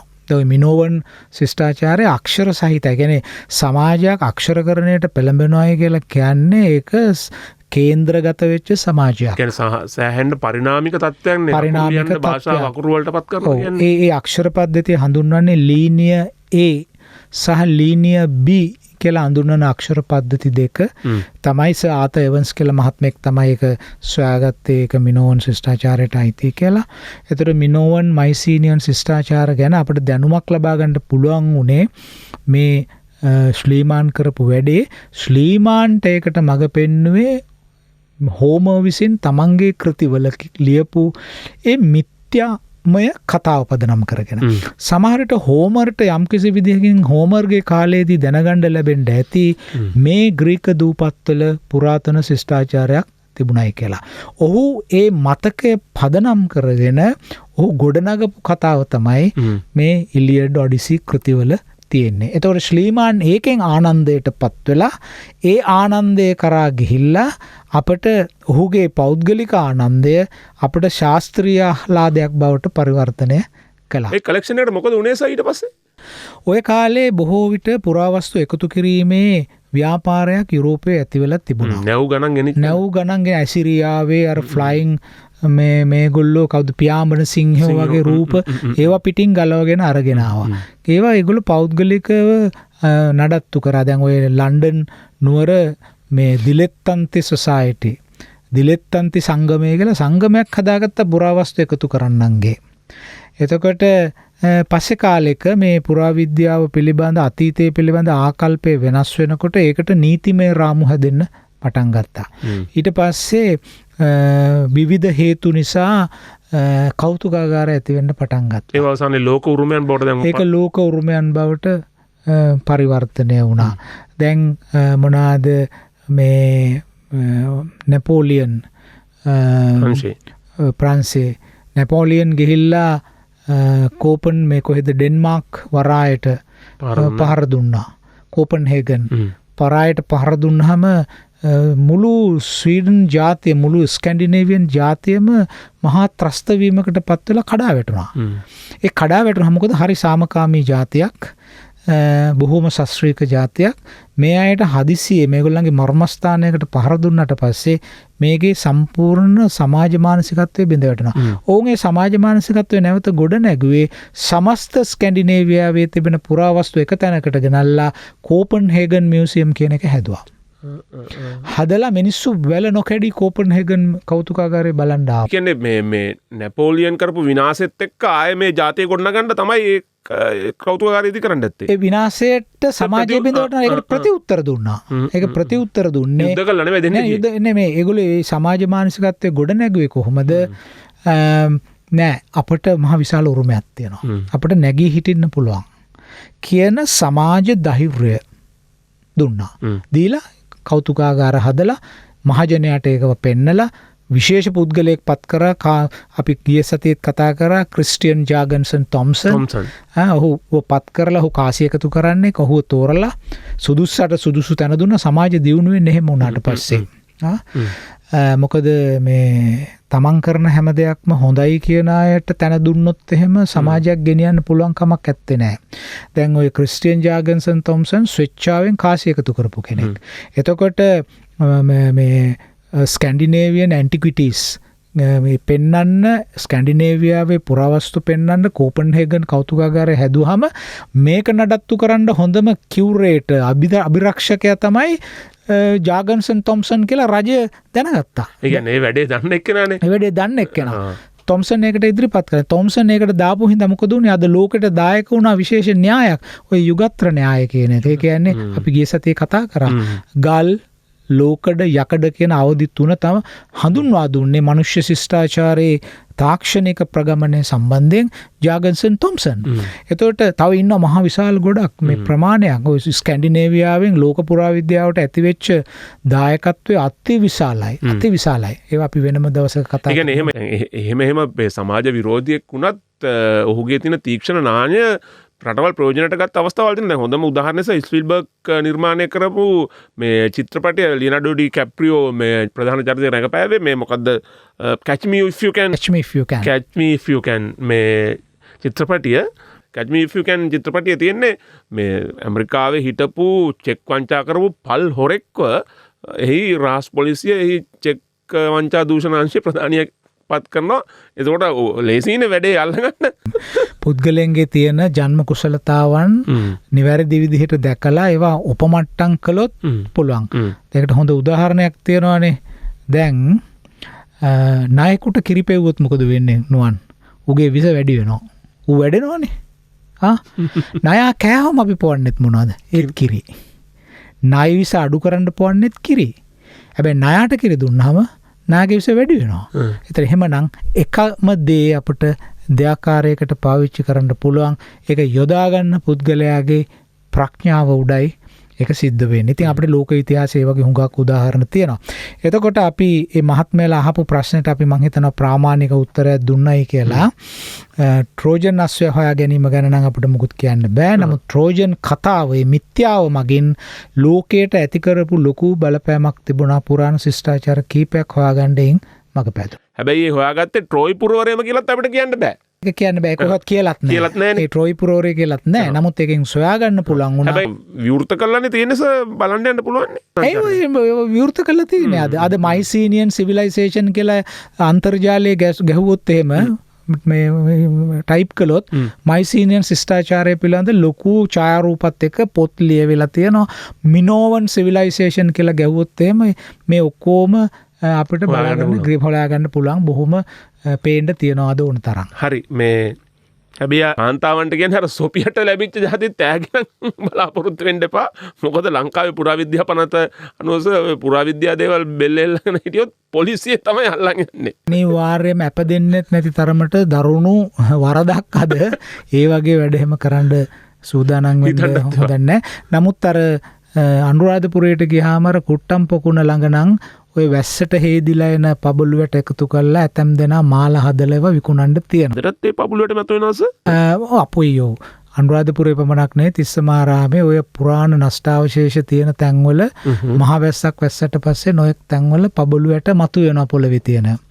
මොකද ඒවා ජනාවාසවල තිබිච්ච දේවල්නේ. එතකොට ඔය අනුරාධපුර පැත්තේ මම දැකලා තියෙනවා. මේ කුට්ටම් පොකුණ ළඟ ඉන්නවා එහෙම වෙලෙන්දු කීප දෙනෙක් ඔය මේ වැස්සට මතුවෙච්ච ඒගොල්ලන්ගේ වතු වල එහෙම අනුරාධපුර පැත්තේ ඒ පබළුවට එකතු කරලා ඒක එක පාට එක ප්‍රමාණයේ පබළු ඒවා එකතු කරලා මාල හදලා තියෙනවා. ඒ කියන්නේ ඥාන කතා එළුණු මිනිස්සු වගේ කිසිම ගැළපීමක් නැතුව ඇති. නමුත් ඒ නොගැලපීමම ලස්සනක් බවට ගැළපීමක් බවට පත් වෙලා තියෙනවා. ඉතින් ඒවේ තියෙන මේ ඉතින් එහෙම ඒවා දකින්න තියෙනවා. මේ එහෙම මිසක් හැබැයි ඒව පළඳගෙන හිටියට කමක් නැතුව ඇති නෑ. ඒක එහෙම අපේ රටේ එහෙම නීතියක් තාවම නැහැ. ජංගම පුරාවස්තු ඒ වගේ දේවල්. ඒ කියන්නේ මෙහෙමයි අර මේ ඒවා සන්දර්භයක් නොමැති පුරාවස්තු.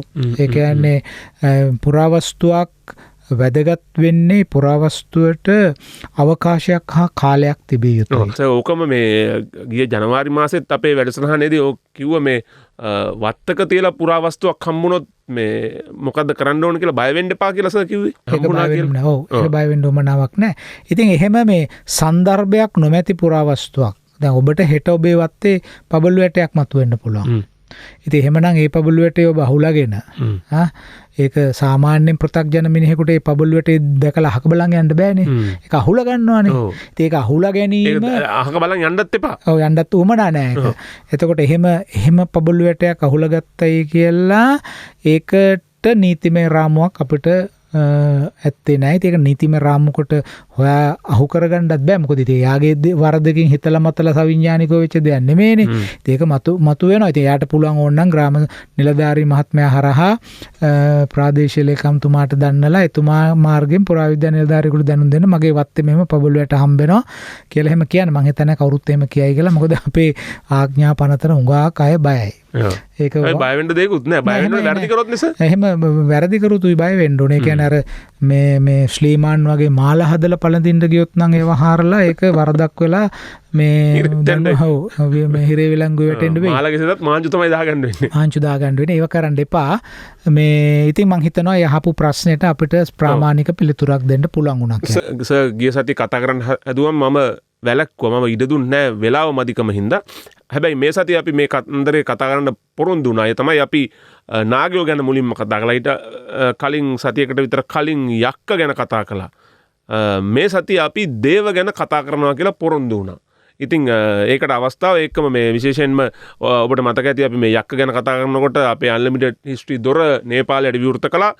නේපාලයේ මේ පිළිබඳව හදාරපු කෙනෙක් එක්ක ඔබට ඉදිරි සතියකදී අපි මේ වැඩසටහනට එහෙම කෙනෙක්ව නේපාලයෙන් අපි සම්බන්ධ කරගන්නවා. ඒකම අපේ මහාචාර්ය රාජ්සෝන් දේවයන් ලංකාවේ යක්ක සහ නේපාලයේ යක්ක පිළිබඳ සම්බන්ධතාවය පිළිබඳව ළඟදීම නේපාලයේ පුවත්පතකට ලිපියක් සම්පාදනය කරන්න කියලා ඔවුන් ඉල්ලලා තියෙනවා.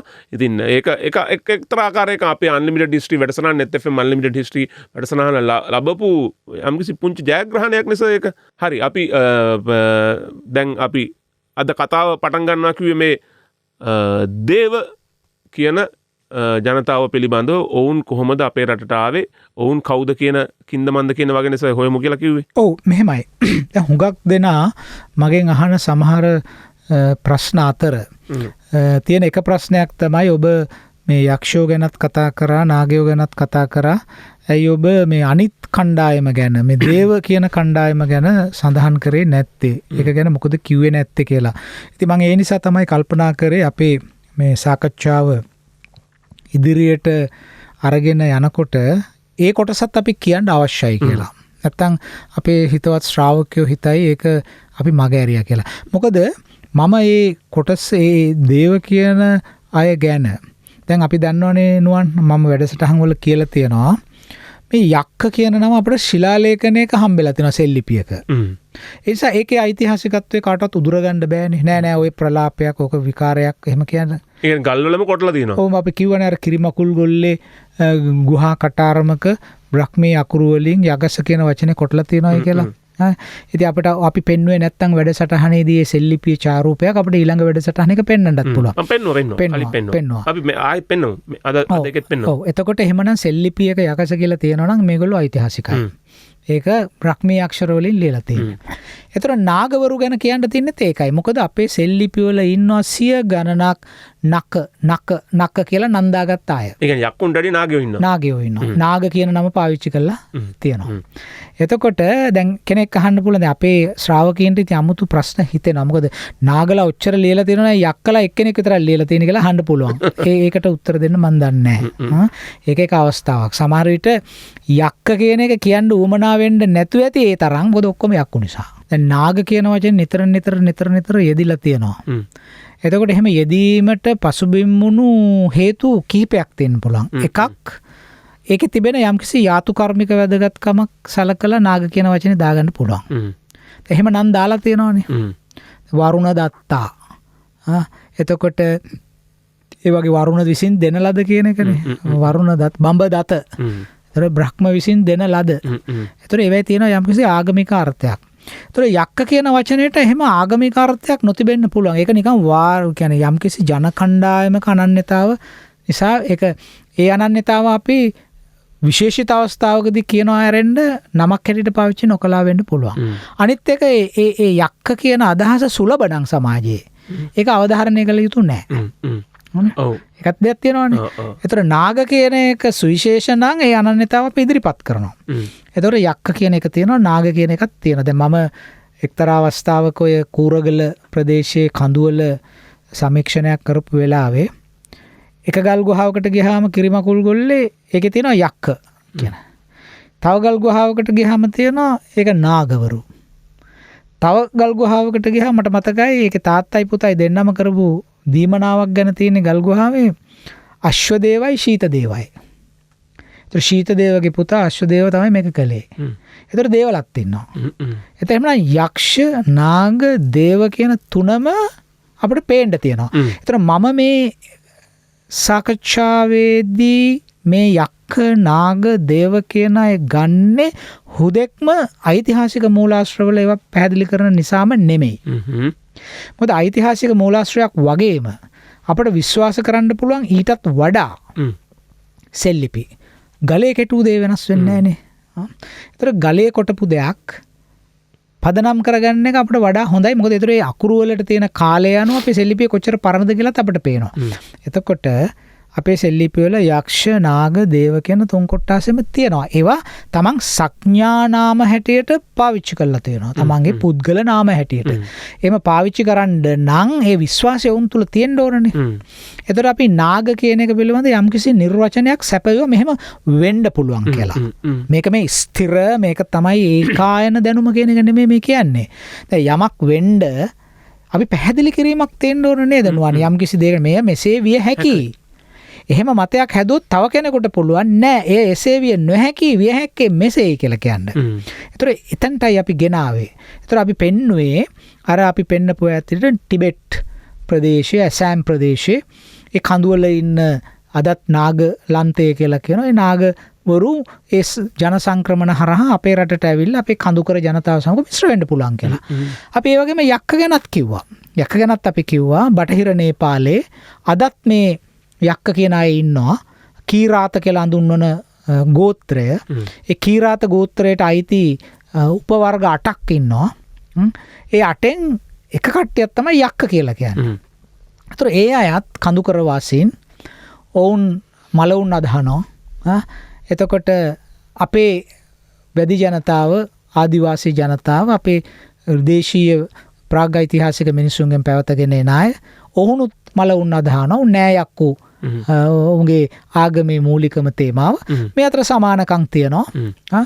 එතකොට අපි මේ සමානකම් පමණක් නෙමෙයි සංස්කෘතික සමානකම් පමණක් නෙමෙයි අපි ජෛව විද්‍යාත්මක සමානකම් වලටත් යන්න ඕන. මේ වෙලාවේ නැවතත් මම යක්ෂ ගැන ඇදලා අරගෙන කතා කරන්න කැමති නෑ. ඒක අපි සෑහෙන කතා කරපු නිසා. ඒතර අපි ඉදිරියේදී අපි වැඩසටහනක අපි කතා කරන්න බලාපොරොත්තු වෙලා ඉනවා. ඉදිරි අපේ ඉතිහාසයේ අපේ මුල්ම ජනාවාස පිළිබඳව තිබෙන කතා පිළිබඳව ඒවා දිහා කොහොමද අපිට යම්කිසි විද්‍යාත්මක දෘෂ්ටි කෝණයකින් බලන්න කියන කාරණය. විශේෂයෙන්ම අපි විජයාගමනය පිළිබඳව. අර ඒක මට මතකයි මම හිතන්නේ අපේ දෙවෙනි වැඩසටහනේදී ඔබ මගෙන් ඇහුවා ලංකාවට විජය පැමිණියාද කියලා. ඒතර මම කිව්වා මේ සාහිත්‍ය යථාර්ථයක්. ඒ සාහිත්‍යමය වශයෙන් ඉදිරිපත් වෙනවා. පුරාවිද්‍යාත්මක වශයෙන් ඒ ඉදිරිපත් කරන්න අපිට තාම ප්‍රමාණවත් සාක්ෂි නැහැ කියලා. පුරාවිද්‍යාත්මක සාක්ෂි නැති වුණාට අපිට යම් කිසි විදිහකට මේ කාලේ සිද්ධ වෙච්ච ජන සංක්‍රමණ කොයි තරාතිරමේවද කියලා පෙන්වන්න ජෛව විද්‍යාත්මක සාක්ෂි පාවිච්චි කරන්න පුළුවන්. ඒ නිසා අපි ඉදිරි වැඩසටහනකදී මේ විජය ප්‍රවෘත්තිය සම්බන්ධයෙන් තිබෙන සාහිත්‍යමය යථාර්ථයෙන් පරිබාහිර වෙනත් සාක්ෂි මොනවද මේක සම්බන්ධය කියන්නේ මූලික ජන සංක්‍රමණ සිද්ධ වෙන්න තියෙන සාක්ෂි මොනවද කියන එක අපි සාකච්ඡා කරන්න නියමිතයි. අපි ඒක සාකච්ඡා කරමු. මොකද අපේ ශ්‍රාවකයෝ කැමති ඇති මේ වගේ දේවල් වලට සවන් දෙන්න. ලෝකේ කරලා තියෙන පරිශ්‍රණ. එතකොට දැන් අපි මේ කතා කරන්න යද්දී දේවවරු ගැන. මේ දේව කියන සංකල්පය ඒක අපි දන්නවනේ දෙවිවරු කියන එක අපි දන්නවනේ අපේ කෙලින්ම මනසට නැගෙන්නේ එහෙම අදහසක් නෙමේ දෙවිවරුද කියලා. නෑ මේ දේව කියලා තමුන් හඳුන්වාගෙන තියෙන සාමාන්‍ය මනුෂ්‍ය කොට්ටාසයක් නේ. ඒකනේ ඒගොල්ලෝ නම් දාගෙන තියෙන්නේ මේ අහවල් දේව. මම අර කිව්වා වගේ අශ්ව දේව, සමහර සෙල්ලිපිවල තියෙන අග්ගි දේව, අගි දේව, සෝමදේව කියලා කට්ටියක් හිටියක් දන්නේ නැහැ සර්. එහෙමත් සෙල්ලිපි එක තියෙනවා. බ්‍රාහ්මී සෙල්ලිපි එක තියෙනවා. ඔය කූරගල පැත්තෙම සෙල්ලිපි එක තියෙනවා. ඒ නම වශකිනී කියන බ්‍රාහ්මණයාගේ පුත්‍ර සෝමදේව කියන නම සෙල්ලිපියක තියෙනවා. ඒකත් පුරාණ නමක්. ඒකටත් ලොකු පසුබිමක් තියෙනවා. මේ මොකද සමහර අපි මම දැක්කා සමහර අවස්ථාවල අන්තර්ජාලයේ එහෙම මගේ නම දාලා අහලා තියෙනවා මේක කුමන සංස්කෘතියට අයිතිද කියලා. ඉතින් ඒක ගැන මූලාශ්‍ර හරියට නොදන්න නෝන මහත්මයෙක් ලියලා තිබුණා ඒ නම මලබාර් නමක් කියලා. මම මේ කියන්නේ ඇදුවා විතරයි. ඔව්. ඉතින් අපි ඒ අයට ඒක නොදන්නා කම නිසා කියනවනේ. ඉතින් අපි ඒ නම් වල මූලාශ්‍ර අපි මේ ඉදිරි වැඩසටහනකදී අපි සාකච්ඡා කරමු. කොහොමද ඒ නම් හැදෙන්නේ? මොන සම්ප්‍රදායෙන්ද ඒවා එන්නේ කියන එක අපි සාකච්ඡා කරලා පැහැදිලි කරලා දෙමු. මට ඇහෙනවා ඔය ජනමාධ්‍යයකත් යනවා වැඩසටහනක් මේ දන්නවා නම් කියා දෙන්න, නොදන්නවා නම් ඒත් කියා දෙන්න කියලා. ඒ නිසා අපේ වගකීම ගුරුවරු හැටියට කියා දෙන එක නෙනුවන්. මේ වැඩසටහන අපි අරන් යන්නේ ශ්‍රාවකින්ට එහෙම උදව් කරන්නනේ නේද? දැනුම බෙදා දෙන්නනේ. එතකොට අපි නම් ගැන කතා කරනවා. ඒත් අදත් මේ යන්නේ දේව කියන වචනේ ගැන කතා කරන්න. දැන් අපි මේ දේව කියන වචනේ ගත්තොත් එහෙම මට නුවන් අපි කියන්නේ මේ දේව කියන ආයයට තියෙන විරුද්ධ පදයකුත්. දේවලත් එක්ක ඉන්න විරුද්ධ පදයකුත් ඉන්නවා. දේවල යක්කු නෙමේ. යක්කු එහෙමත් කියනවා. ඒ යක්කු භූතය වරහණක් ඇතුළට දැම්මොත් එහෙම අපි තනි පදයක් පොදු වචනයක් කියනවා. දෙවියෝයි අපි කියමු මෙහෙම. දැන් ඔක කිව්වට තේරෙන්නේ නැහැ. දෙවියන්ට සුරයෝ කියලානේ කියන්නේ. සුරයෝ. ආන්න අපේ මේ විරුද්ධාර්ථ පදේ තමයි අසුරයෝ. දෙවියන්ට නිතරම විරුද්ධ වෙ ඉන්නේ අසුරයා. දැන් කතාවලක් තියෙනවානේ මේ දෙවි අසුරයෙක් ඇවිල්ලා ඒ දෙවියන්ට කරදර කරනවා. සුරාසුර යුද්ධය ගැන කතා කරනවා. නටරාජ පිළිමය ශිව මර්ධනය කරන්නේ අසුරයෙක්නේ. දැන් ඔබ මේ ශ්‍රාවක අපේ හිතවත් ශ්‍රාවක සහෝදර සහෝදරවරු අපේ මේ හිතවත්තු මේ අවස්ථාවක් තිබුණොත් ওই නටරාජ පිළිමයක් දිහා හොඳට බලන්න පැරණි නටරාජ පිළිමයක් දිහා ඒ නටරාජ කියන්නේ ශිවගේ නර්තනයක්. ශිව නටන 108 ආකාරයකට ශිව නටනවායි කියලා විශ්වාසයක් Hindu සම්ප්‍රදායේ තියෙනවා. ඒ නටරාජ කියලා කියන්නේ මේ ශිව දෙවියන්ගේ ප්‍රතාපාත්ම බව පෙන්වන රංගනයේ හැටියට සලකනවා.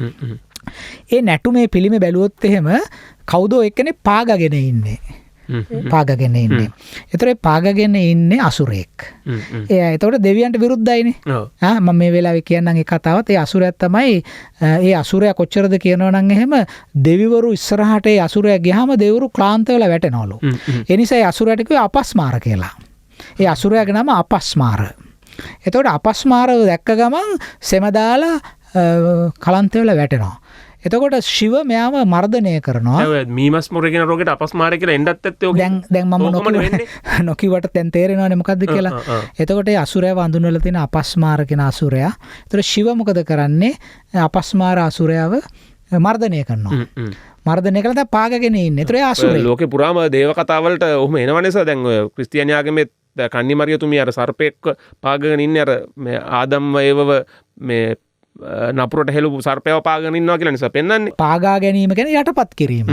යටපත් කළා ශිව මේ දැන් මේ කතාව කියනකොට කැමති ඇතිනේ ඒක දැනගන්න නේද නුවන් අපි කියන්න ඕනනේ. ඉතින් ශිව කොහොමද කතා අහන්න කැමති? කතා අහන්න කැමති. මම ඉදිරියේදී කියන්නම් අපේ අට කතාවක තියෙනවා අපි කතා වර්ග 29ක් කරලා තියෙනවා. අපි ඒකත් පැහැදිලි කරමු මේ ඉස්සර කාලේ කරපු කතා. ඉතින් ඒ හින්දා මේ අහන්න කැමති ඇති. ඉතින් මේ නටරාජ පිළිමේ ගෙදරත් ඇති සමහර විට ඔය තියෙන ශිවගේ ඊටාම ශිවගේ ප්‍රතාපවත්ම නැටුම විශේෂයෙන් නැටුම් කරන කට්ටියගේ ගෙවල් වල තියෙනවමනේ ඒක ශිවගේ ශිවගේ එක අතක ඩමරුවක් තියෙනවා, එක අතක ගිනිදැල්ලක් තියෙනවා. ඩමරුව කියන්නේ උත්පාදනය, ගිනිදැල්ල කියන්නේ විනාශ කිරීම. ශිව එහෙම නටනවා. ඉතින් ඒ ශිව නටන්නේ නටරාජ නර්තනය කරන්නේ අපස්මාර දමනය කරාට පස්සේ. තව ඕකේ කතා තියෙනවා පුරාණ සාහිත්‍යයේ ශිව අපස්මාරව මේ දමනය කළ ඉවර වෙලා ළඟ තිබිච්ච කන්දක් කරේ තියාගෙන නැටුවයි කියලා ප්‍රීතියට. අද කාවාඩි කියලා නටන්නේ ඒකයි කියලා ඒ කන්ද කරේ තියාගෙන නටන නැටීම ඒක අපි අද ස්කන්ධ කුමාර දෙවියන් සම්බන්ධයෙන් කරන යාතු කර්මයකදී කළත් මේ කාවාඩි නැටුම කියලා කියන්නේ ශිව අපස්මාර දමනය කිරීමෙන් පස්සේ ළඟ තිබිච්ච කන්දක් අරගෙන කරේ තියාගෙන නැටුවයි කියලා මේවා කතා. මේවා බොහොම ලස්සනයි. මේවා කලාවට පදනම් වෙලා තියෙනවා. සාහිත්‍යයට පදනම් වෙලා තියෙනවා. එතකොට මම කියන්නේ ගියේ සුර අසුර. සුරයන්ට නිතරම විරුද්ධ හිටිය අසුරයෝ. එතකොට දේව කියලා කියන්නේ සුරයෝ. මේ දේව සංකල්ප අපට රිග්වේදයේ ඉඳලම පේන්න තියෙනවා. හරිද? රිග්වේදය අපිට රිග්වේදය කියලා කියන්නේ ඉන්දියාවේ ක්‍රිස්තු පූර්ව දැන් හිතන හැටියට ක්‍රිස්තු පූර්ව 1500 දී පමණ රචනා වෙච්ච සම්ප්‍රදායක්. අපිට මේ දේව කියන සංකල්පයක ඇතුලේ තමයි එන්නේ. අපි ඒක ගැන ඉදිරියට සාකච්ඡා. Unlimited History අපේ ජාතික කතාව.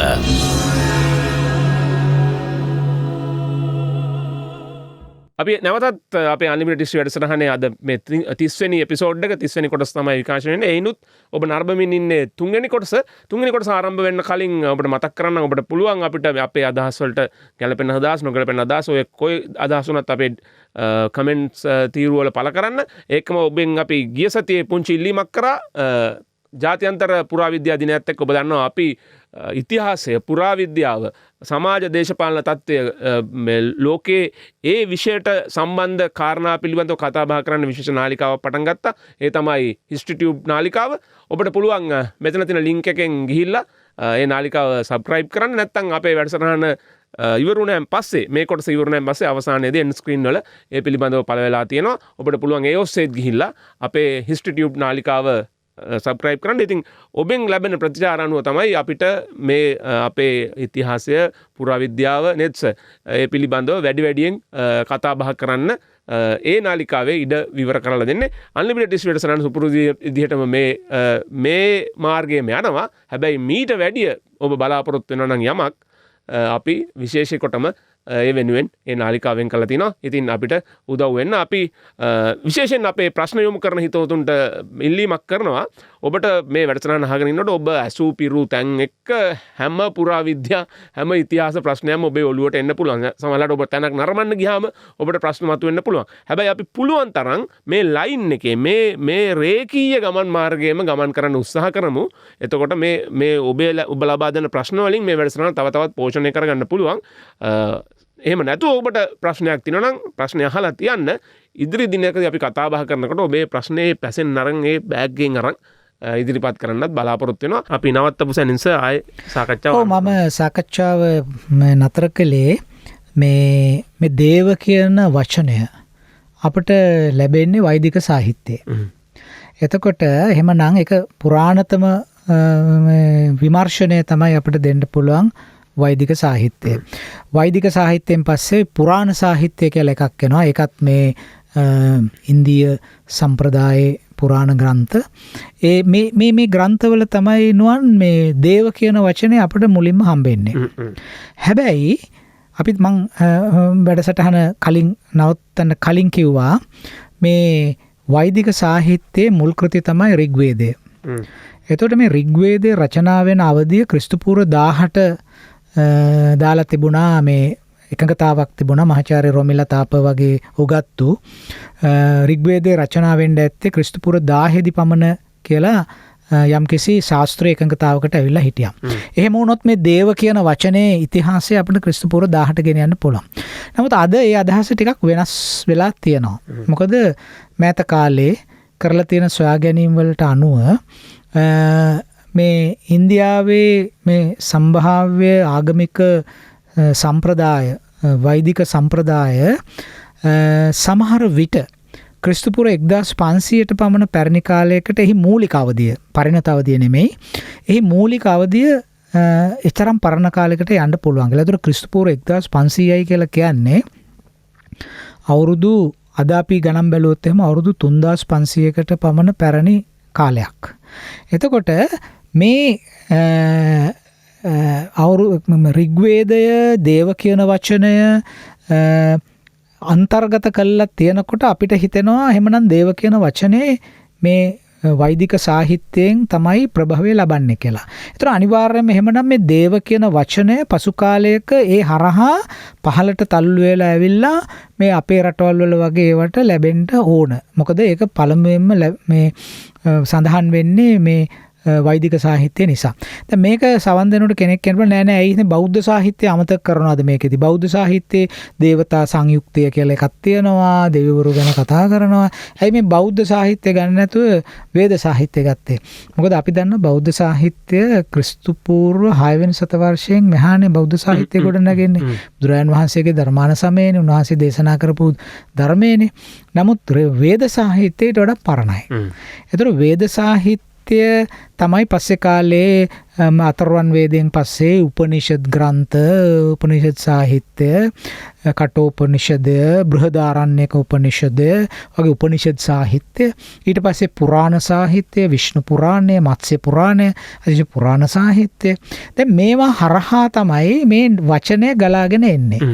එතකොට අත් වශයෙන්ම අපේ බෞද්ධ සාහිත්‍යයටත් මේ දේව කියන වචනය ප්‍රවේශ වෙන්නේ මේ හරහා මේ ප්‍රවාහාරා මේවා අපි පිළිගන්න සිද්ධ වෙනවා. දැන් අත් වශයෙන්ම බුදුරජාන් වහන්සේගේ ධර්මයේ තියෙන ඇතැම් වචන උපනිෂද් ග්‍රන්ථවල දකින්න තියෙන උපනිෂද් ඊට වඩා පරණයි. එතකොට ඒක හරියි. ඉතින් ඒ සංකල්ප අරගෙන උන්වහන්සේගේ ධර්මයේ පැහැදිලි කරා. ඒ වචන අරගෙන එහෙම කරන්න පුළුවන්නේ. එතකොට මේ දැන් ආත්ම කියන වචනේ ගත්තොත් අපි බුදුරජාන් වහන්සේ අනාත්ම කියන සංකල්පය අන් කියන උපසර්ගය දාලා අනිත්‍ය, දුක්ඛ, අනාත්ම. ඒතර නිට්ටය කියන සංකල්පය ඊට කලින් දර්ශනවාදවල තිබුණා. ඒතර අපේ බුදුරජාණන් වහන්සේක අනිත්‍ය කියන සංකල්පය හැටියට පැහැදිලි කරා. බුදුරජාණන් වහන්සේ තමන්ගේ මේ උතුම් දර්ශනය ජනතාවට පැහැදිලි කරන්න එදා පාවිච්චි කරන්න ඇත්තේ එදා ඒ කලාපේ කතා බහ කරපු භාෂාවනස භාෂාවක් හදලා උගන්වලා නෙමෙයිනේ. ඒ සංකල්ප. ඒ සංකල්ප හරහානේ. සංකල්ප හරහානේ. දැන් එතකොට බුදුරජාණන් වහන්සේගේ ධර්මාන සමයේදී නබජේත් ස්ත්‍රී ස්වතන්ත්‍රතාම් ස්ත්‍රියට කිසිම වෙලාවක ස්වතන්ත්‍රභාවයක් දෙන්න එපා කියලා කියනකොට බුදුරජාණන් වහන්සේ කිව්වේ ඉත්තිපි පණ්ඩිතා හෝති තත්ත විචක්කනා. ඒ ස්ත්‍රීනුත් ඒ තන්වලදී පණ්ඩිත වෙනවා. එතකොට දැන් මේ සංකල්ප පාවිච්චි කරලානේ උන්වහන්සේ ධර්ම දේශනා කරන්න ඕන. ඒ නිසා කෙනෙක් වැරදියට වටහා ගන්න පුළුවන් අන්න අර වෙඩසටහනේ කියනවා බුද්ධ ආගමට වෛදික ධර්මය අරගෙන නැහැ. එහෙම එකක් නෙමෙයි. ඒක හොඳට කල්පනාවෙන් අහන්න. නිවාඩු පාඩුවේ. ඒක නෙමෙයි අපි මේ කියන්නේ. ඒ සංකල්ප බෞද්ධයෙක් නම් අනිවාර්යෙන් ඒ නිවාඩු පාඩුවේ අහන්න පුළුවන්කම තියෙන්නත් විවේක බුද්ධිය කියන එක තියෙන්න ඕනේ. විවේක බුද්ධියෙන් ඒක සවන් දෙන්න ඕනේ. එතකොට මේ දේව කියන සංකල්පේ සමාජයේ තිබුණා.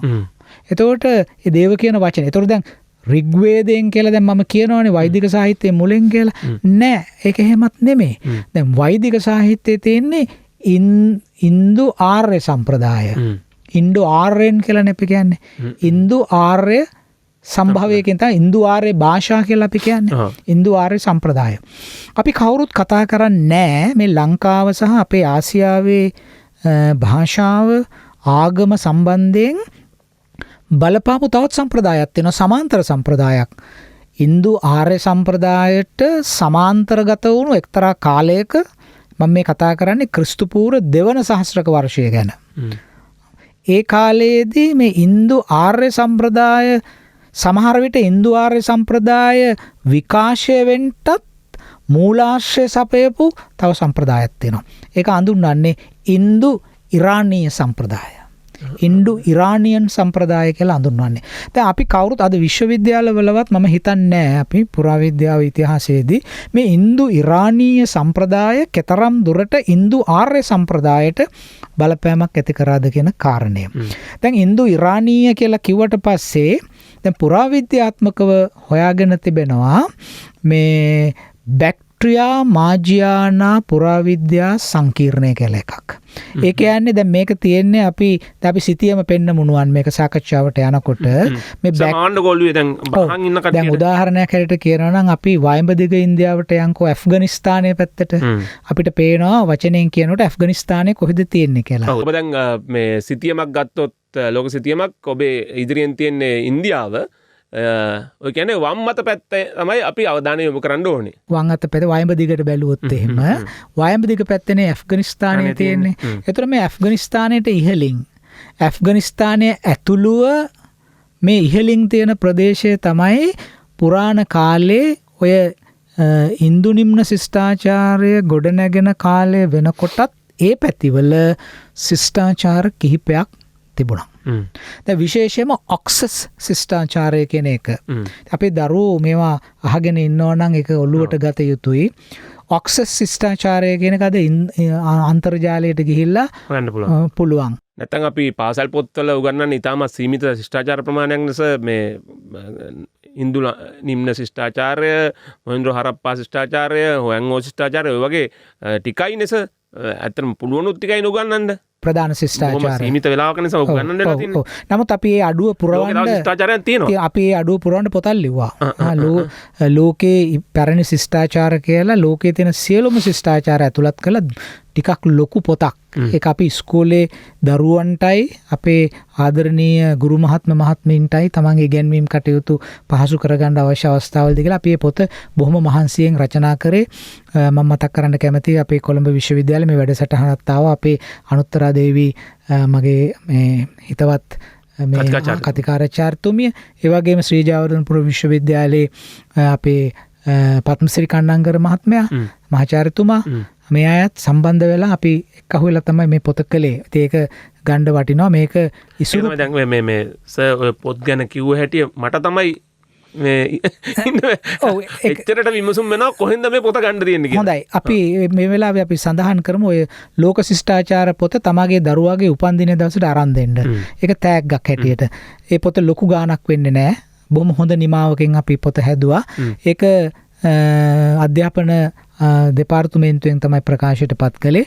ඉසුරුපායේ පිහිටා තිබෙනවා පොත් විකුණන තැනක්. එතනට ගිහිල්ලා ලෝක ශිෂ්ටාචාර පොත මිලදී ගන්න පුළුවන්. මං හිතන්නේ සරසවි පොත් ඒකම සමහරලාට දැන් කොළමින් බාහිරව ඉන්න කට්ටිය හිතරි දෙන්නත් පුළුවන්නේ. ඒකින්ද සමහරලාට මේ අපි ඉදිරි වැඩසටහනේදී මම පොරොන්දු වෙන්නම් වෙන තැනක තියෙනවා නම් මම ඒක හොයලා කියන්නම්. ඔව්. මම දන්න හැටියට වෙන තැනක නෑ. මොකද මම අධ්‍යාපන දෙපාර්තමේන්තුවෙන් ඉල්ලීමක් කළා මේ පොත ප්‍රචාරය කරන්න හැම තැනම. එතකොට මේක ගණ්ඩ පහසු වෙනවායි කියලා. එහෙනම් අධ්‍යාපනයට සම්බන්ධ කට්ටිය ඒ ප්‍රශ්නටත් උත්තර දීලා ඉන්න ඕනේ. මේ පොත් ගන්න නම් කොළඹම එන්න ඕනේ කියන කාරණය. ඒක තමයි මම හිතන්නේ සමහරට අධ්‍යාපන ප්‍රකාශන දෙපාර්තමේන්තුවේ ශාඛාවන් තියෙනවා නම් කොහේ හරි ඒ ශාඛාව වලින් ලබා ගන්න පුළුවන්. ජාතික අධ්‍යාපන ආයතනයේත් මම හිතන්නේ විදිහට ඒක ගන්න තියෙනවා. ඉතින් ඒක ලෝක ශිෂ්ටාචාර ගැන සිංහලෙන් කියවන්න ඕන නම් මම හිතන්නේ ඒක ලබා ගැනීම සුදුසුයි කියන එක මම නිර්දේශ කරනවා. අපි දැන් මේ කතා කර හිටියේ ඔක්සස් ශිෂ්ටාචාරය ගැන. එතකොට මේ ඔක්සස් ශිෂ්ටාචාරය පමණක් නෙමෙයි, තව පෙට්‍රොනෝවා ඇන්ඩ්‍රොනෝවා ශිෂ්ටාචාරය අපි අහලා නෑ මේවා. අපි මේවා අහලා නෑ. නමුත් විශේෂයෙන්ම මම මේ කියන්න ඕනේ මේවා ඔක්කොම එකට එක්කහු කරලා අපි කියන්නේ ඉන්දු ඉරානීය සම්ප්‍රදාය. මේ ඉන්දු ඉරානීය දැන් අපි දේව ගැනනේ කතා කරන්න පටන් ගත්තේ. කෙනෙකුට හිතන්න පුළුවන් මොකද මේ සම්බන්ධතාව කොහොමද මේක විකාශය වෙන්නේ කියලා. අපි ඒක විකාශය වෙන හැටි පැහැදිලි කරන්නම්. මං කිව්වා දැන් දේව කියන වචනය අපට වෛදික සාහිත්‍යයේත් පේනවා, පසු කාලීන පුරාණ සාහිත්‍යයේත් පේනවා, බුදුදහම බෞද්ධ සාහිත්‍යයේත් පේනවා, ජෛන සාහිත්‍යයේත් පේනවා.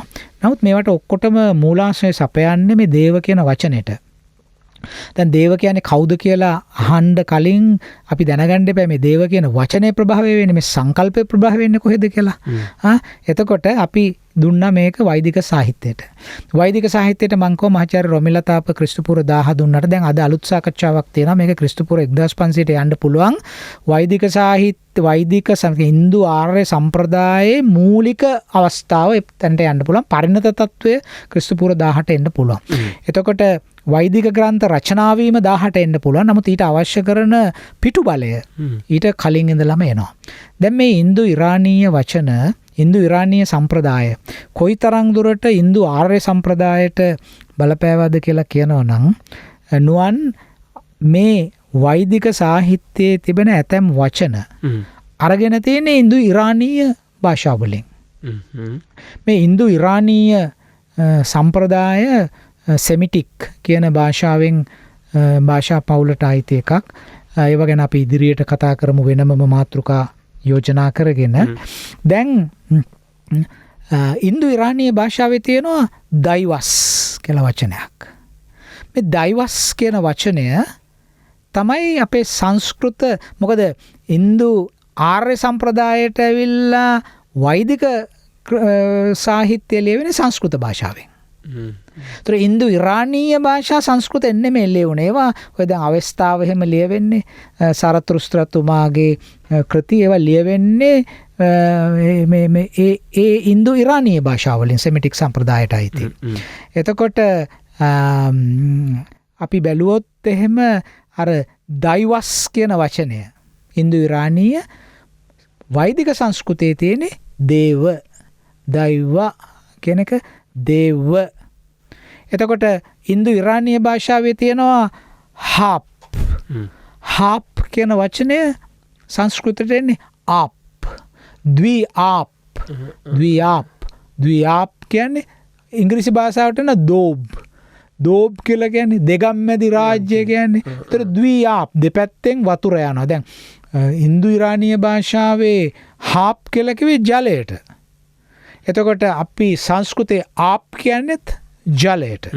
එතකොට දැන් අපිට මේකෙන් පේනවා කොයිතරම් දුරට මේ ඉන්දු ඉරානීය භාෂාවල් කොයි විදිහටද ආවේ ඉන්දු ආර්ය සම්ප්‍රදායට කියලා. දැන් අපි දන්නවා අපි අහලා තියෙනවා පර්ෂියාව ගැන. පර්ෂියාව කියලා කියන්නේ අද පර්ෂියාව කියලා රටක් නැහැ. එතකොට ඒවා ඔක්කොම ඉන්දු ඉරානීය මේ අද ඉරානයේ ඉරාකයේ කියන ප්‍රදේශවලට යාවෙච්ච ප්‍රදේශනේ පර්ෂියාව කියලා කිව්වේ. එතකොට පර්ෂියාවේ තිබුණ පර්සිපොලිස් අගනුවර. පර්සිපොලිස් අගනුවර අපි මතක් වෙනකොට අපිට සිහියට නැගෙන්නේ පළවෙනි ඩේරියස් කියන මහා ප්‍රතාපවත් රජුරෝ. එතකොට ඩේරියස් රජතුමා ඒ ඉන්දු ඉරානීය සම්ප්‍රදායට නැති වෙන්නේ. එතකොට ඩේරියස් රජතුමාගේ මේ සෙල්ලිපිවල තියෙන එක වචනය දිපි කියලා. මේ දිපි කියන වචනය ඉන්දියාවට ආවේ සංස්කෘතයට ලිපි. දැන් අපි කියන්නේ ලිපියක් ලියන් ලිපි මාර්ගයෙන් දැනුම් දෙන්න කියලා කියන්නේ. ඒතර ලිපි. දැන් මම කියන්න හදන්නේ මොකක්ද? මේ ඉන්දු ආර්ය සම්ප්‍රදාය තුල දේව කියන වචනය මුලින්ම තිබුණයි කියලා අපි පිළිගත්තට ඒ හරහා ඉන්දියාවේ තිබුණු ආගම් දර්ශනවාද හරහා ලංකාවටත් මේ දේව කියන වචනය මේ සංකල්පය තල්ලු වෙලා ආවයි කියලා අපි පිළිගත්තාට මේ දේව කියන වචනයට සංකල්පයට ප්‍රභාවය ලබා දෙන්නේ ඉන්දු ආර්ය සම්ප්‍රදායටත් වඩා පැරණි ඉන්දු ඉරානීය සම්ප්‍රදාය. එහෙමනම් දැන් මේ අපි හිතනවා මේ යක්ෂ නාග දේව හරි ලේසි අපිට මේවා තේරුම් ගන්න. නාගයෝ කියන්නේ නයි මේ එහෙම කට්ටිය, දේව කියන්නේ උඩින් ගිය කට්ටිය, බැබලිච්ච කට්ටිය. මේවට එහෙම අර්ථ නිරූපණ දෙන්න බෑ. අපි මේ කතා කරන්නේ ඉතිහාසයේ සිද්ධ වෙච්ච සිදුවීම් මාලාවකට අයිති දේවල්. සිදුවීම් කියලා කියන්නේ ඒවට නොඑක් හැඩතල තියෙන්න පුළුවන්. ඉතින් ඒ නිසා අපි මේ දේව කියන සංකල්පය ගැන කතා කරනවා නම් අපි මෙහෙම තාම පිටිපස්සකට ගිහිල්ලා එක පැත්තකින් ආගමික වශයෙන් අනිත් පැත්තෙන් වාග් විද්‍යාත්මක වශයෙන්. දැන් මම කිව්ව දැන් ඔය දෛවාස් කියන වචනේ ඒක දේව වෙනවා. හරි. එතකොට යමාස් කියන වචනේ වෛදික සංස්කෘතයේ යම වෙනවා. එතකොට මේ වගේ දැන් ඒ විතරක් නෙමෙයි. දැන් ඔය ඉන්දු ඉරානීය භාෂා දැන් ඔය මිත්තන්නි කියලා තැනක් තිබෙනවා පුරාණ ශිෂ්ටාචාරික මධ්‍යස්ථානය මිත්තන්නි කියලා කියන්නේ. ඔය අන්තර්ජාලයේ කෙනෙකුට බලන්න පුළුවන්. හරි. එතකොට දැන් ඒවෙන් හම්බෙලා තියෙන ඇතැම් පෞරාණික ලේඛන දිහා බලනකොට ඉන්දු ඉරානීය භාෂාවෙන් අයික කියලා කියන්නේ අපි කියන්නේ එක. අයික. එතකොට තේරා ත්‍රයි තුන පංච පහ. එතකොට දැන් මේවා කොහෙන්ද මේ ඇවිල්ලා තියෙන්නේ? හරි. දැන් අදත් අපි පහ කියනවා. අපි පහ කියන්නේ පංච කියන එකෙන් ඇවිල්ලා අපි හදා ගන්නවා. හරි. එතකොට අපි තුන කියනවා. එතකොට ත්‍රයි කියන එකෙන් සංස්කෘත තුන කියනවා. ත්‍රයාස් කියන එක ඉන්දු ඉරානීය වචන. ඒතර මෙහෙම බැලුවම අනිත් පැත්තට ගිහිල්ලා මේ ඉංග්‍රීසියට ත්‍රී කියන එකෙන්වත් ඇත්තේ ඕකෙන්ම වෙන්න පුළුවන් නේද? බින්දෙන්න පුළුවන්. මේවා නිරුක්ති හොයන්න ඕන. අපි එක තැනකින් යමක් හැදිලා ලෝකේ පුරා ප්‍රචලිත උනායි කියලා හිතන අදහස දැන් පිළිගන්න බෑ. හරි. එක විදිහට ගිහිලා විකරණය වෙලා ඉන්දු ඉරාන භාෂාවෙන් සත්ත කිව්වම සංස්කෘත භාෂාවෙන් සප්ත කියලා කිව්වා. අපි හත කියනවා. සත කියනවා. හත කියනවා. සෙවන් කියනවා ඉංග්‍රීසි වලින්. සෙවන් කියලා කියනවා. දැන් බලන්න දැන් හුඟක් අය පිළිගන්න දෙයක් තමයි දැන් සංස්කෘත පීතෘ කියන වචනේ. ওই පීතෘ කියන මූලය ගත්තොත් එම ෆාදර්, පාටර් මේ ඔක්කොම පා ශබ්දයෙන් එන ඒවා. හරි. නාවික කියනකොට පේට්‍රෝ. හරි. නාවික කියන න ශබ්දය නේවල් නේවි නාවල් ඔය විදිහට බෙදලා යනවා. හරි. එතකොට මේ ඉන්දු ආර්ය මේ ඉන්ඩෝ යුරෝපියන් කියලා එකක් පස්සේ හදාගත්තනේ. ඔය ජර්මන් පඬිවරු එහෙම මූලික වෙලා විශේෂයෙන්ම වාග් විද්‍යාව ගැන වැඩ කරපු ඉන්දු යුරෝපියන් ට්‍රැඩිෂන් කියලා එකක් හැදුවා. ඒ කියන්නේ යුරෝපයයි ඉන්දු සම්බන්ධයක් තියෙනවා කියලා විශේෂයෙන්ම මේ සංස්කෘත භාෂාව පදනම් කරගෙන. ඉතින් මෙහෙම බැලුවාම ඒ ගැන සංස්කෘත විශේෂඥයෙක් තමයි කතා කරන්න ඕන මම නෙමෙයි. නමුත් මට පුරාවිද්‍යාත්මක පැත්තෙන් මේ වාග් විද්‍යාව කොහොමද සම්බන්ධ වෙන්නේ කියන එක ගැන මට යම්කිසි මඟ පෙන්වීමක් හෙළිදරව් කිරීමක් කරන්න පුළුවන්කම තිබෙනවා. ඒතර ආයික, තේර, පංස, සප්ත මේ ඔක්කොම ඉන්දු ඉරානියන් වචන. ඒවා ඉන්දියාවට දැන් බලන්න නුවන් ඒ ඉන්දු ඉරානීය සම්ප්‍රදායයි ඉන්දු ආර්ය සම්ප්‍රදායයි සමාන්තරගත වෙනවා එක්තරා අවස්ථාවකදී. මේක වෙන්නේ ක්‍රිස්තු පූර්ව 1500 දී පමණ තමයි කියලා පේනවා. මොකද මේ ජනගහනය සංක්‍රමණය වෙනවා ඉන්දියාව පැත්තටත් එනවා. ඉන්දියාවෙන් ඉරානය පැත්තටත් මෙහෙම ගමන් කරනවා. දැන් ඉන්දු ඉරානීය සම්ප්‍රදාය ඉන්දියාව තුළට ආවා. ඉතින් ඉන්දියාව තුළට ආව නම් ඕක ලංකාවටත් බලපානවා. මොකද ජන සංක්‍රමණ සිද්ධ වුණානේ පල්ලෙහාට. එතකොට ඉන්දු ඉරානීය සම්ප්‍රදාය ඇවිල්ලා වෛදික සංස්කෘතය ඒවට වාග් විද්‍යාත්මකව බලපාන්න ඇති කළා. ඒ වගේම තමයි ඉන්දියාවේ ඉන්දු ඉන්දු ආර්ය සම්ප්‍රදාය නැවතත් ඉන්දු ඉරානීය පැත්තටත් අනිත් පැත්තටත් ගමන් කළා. ඒ නිසා තමයි මම එක වැඩසටහනකට කිව්වේ අර බෝගස්ක්වායි කියන ස්ථානයෙන් හම්බෙලා තියෙන සෙල්ලිපියක වරුණ, මිත්‍ර, නාසත්‍ය ආදී දෙවිවරුන්ගේ නම් තියෙනවා. එතකොට මේ වරුණලා, මිත්‍රලා, නාසත්‍යලා අපට හම්බෙන්නේ වෛදික සාහිත්‍ය, වෛදික සංස්කෘතිය. අපි දන්න හැටියට. නමුත් ඇත්ත වශයෙන්ම මේවා සියුම් ලෙස පරීක්ෂා කරගෙන ගියාම මේ දෙවිවරු සහ අසුරයෝ කියන දෙගොල්ලොම ප්‍රභවය වෙන්න මග පාදන්නෙත් ඉන්දු ඉරානීය, ඉන්දු ආර්ය සම්ප්‍රදායන් සමාන්තරගත වීම. දැන් මම උදාහරණයක් හැටියට කියන්නම්. දැන් මං කියවනේ දෙවිවරු කියන්නේ සුරයෝ කියලා. මේ සුරයන්ගේ ප්‍රතිවිරුද්ධය කවුද? අසුරයෝ. එතකොට ඉන්දු ඉරානීය සම්ප්‍රදායේ ප්‍රධාන දෙවියා කවුද? අහුරමස්දා. අහුරමස්දා. ඒ තමයි ඒගොල්ලන්ගේ ආගමේ ප්‍රධානියා. එතකොට මේ අහුරමස්දා කියන ඒ ප්‍රධානියා. එතකොට අහුර සම්ප්‍රදාය අසුර. ඔය දැන් හයන්නට කොහොමද සයන්න අපි දාන එක අපේ තියෙනවනේ භාෂාවේ. සඳ වෙනස් වෙනවනේ. එතකොට මේ අහුරමස්දා තමයි ඒ නායකයා ඒ සම්ප්‍රදායේ. එතකොට මේ අහුර මස්දාගේ සම්ප්‍රදාය තමයි මේ අසුර සම්ප්‍රදාය. මේක මේ මං කියන එක නෙමෙයි. මේක මම හිතලා කියන එක නෙමෙයි. මේ ගැන ලිපි ලේඛන 100 ගණනක් මේ ඉන්දු ඉරානීය හා විශේෂයෙන්ම අසුරස් and devas ගැන ලියවෙච්ච මේ වචන දෙක ගැහුවොත් අන්තර්ජාලේ ඔබට හොයාගන්න පුළුවන් ලිපි ලේඛන කොච්චර තියෙනවද කියලා මේ සංකල්පය සංසන්දනය කරමින් වාග් විද්‍යාත්මකව හා පුරා විද්‍යාත්මකව. දැන් අපි කතා කරා බැක්ටීරියා මාජියානා පුරාවිද්‍යා සංකල්ප BMAC කියලා එකට කියන්නේ. බැක්ටීරියා මාජියානා ආකියොලොජිකල් කොම්ප්ලෙක්ස් කියන එක. මේ BMAC එක ගැන අපි කතා කරලා නැහැ මේ අදහස ගැන. පෙට්‍රොනෝවා ගැන අපි කතා කරලා නැහැ. ඇන්ඩ්‍රොනෝවා ගැන අපි කතා කරලා නැහැ. කතා කරන්නේ නැහැ මේ සංවාදයේදී. ඒ නිසා අපිට මේ ඉන්දියාවයි, උතුරු ඉන්දියාවයි, දකුණු ඉන්දියාවයි, මධ්‍ය ඉන්දියාවයි, ලංකාවයි කියලා අපිට මේ සාකච්ඡාව ගෙනියන්න බෑ. මොකද ලෝකයේ ඇතිවෙච්ච ජන සංක්‍රමණ, සංස්කෘතික වාරැලි. මම ඔබට කිව්වා බෝගස්ක්වායි කියලා කියන්නේ ඇනටෝලියාව, අද තුර්කිය. අද තුර්කිය. එතකොට බෝගස්ක්වායි වලින් හම්බෙච්ච සෙල්ලිපියක නාසත්‍ය කියලා දෙවියෙක් නසත්ත කියලා ලියලා තියෙනවා. ඒ නාසත්‍ය දෙවියා වෛදික සංස්කෘතයේ ඉන්නවා. අපේ ලංකාවේ බ්‍රාහ්මී ශිලාලේඛනයක ශත නශත කියලා ලියලා තියෙනවා.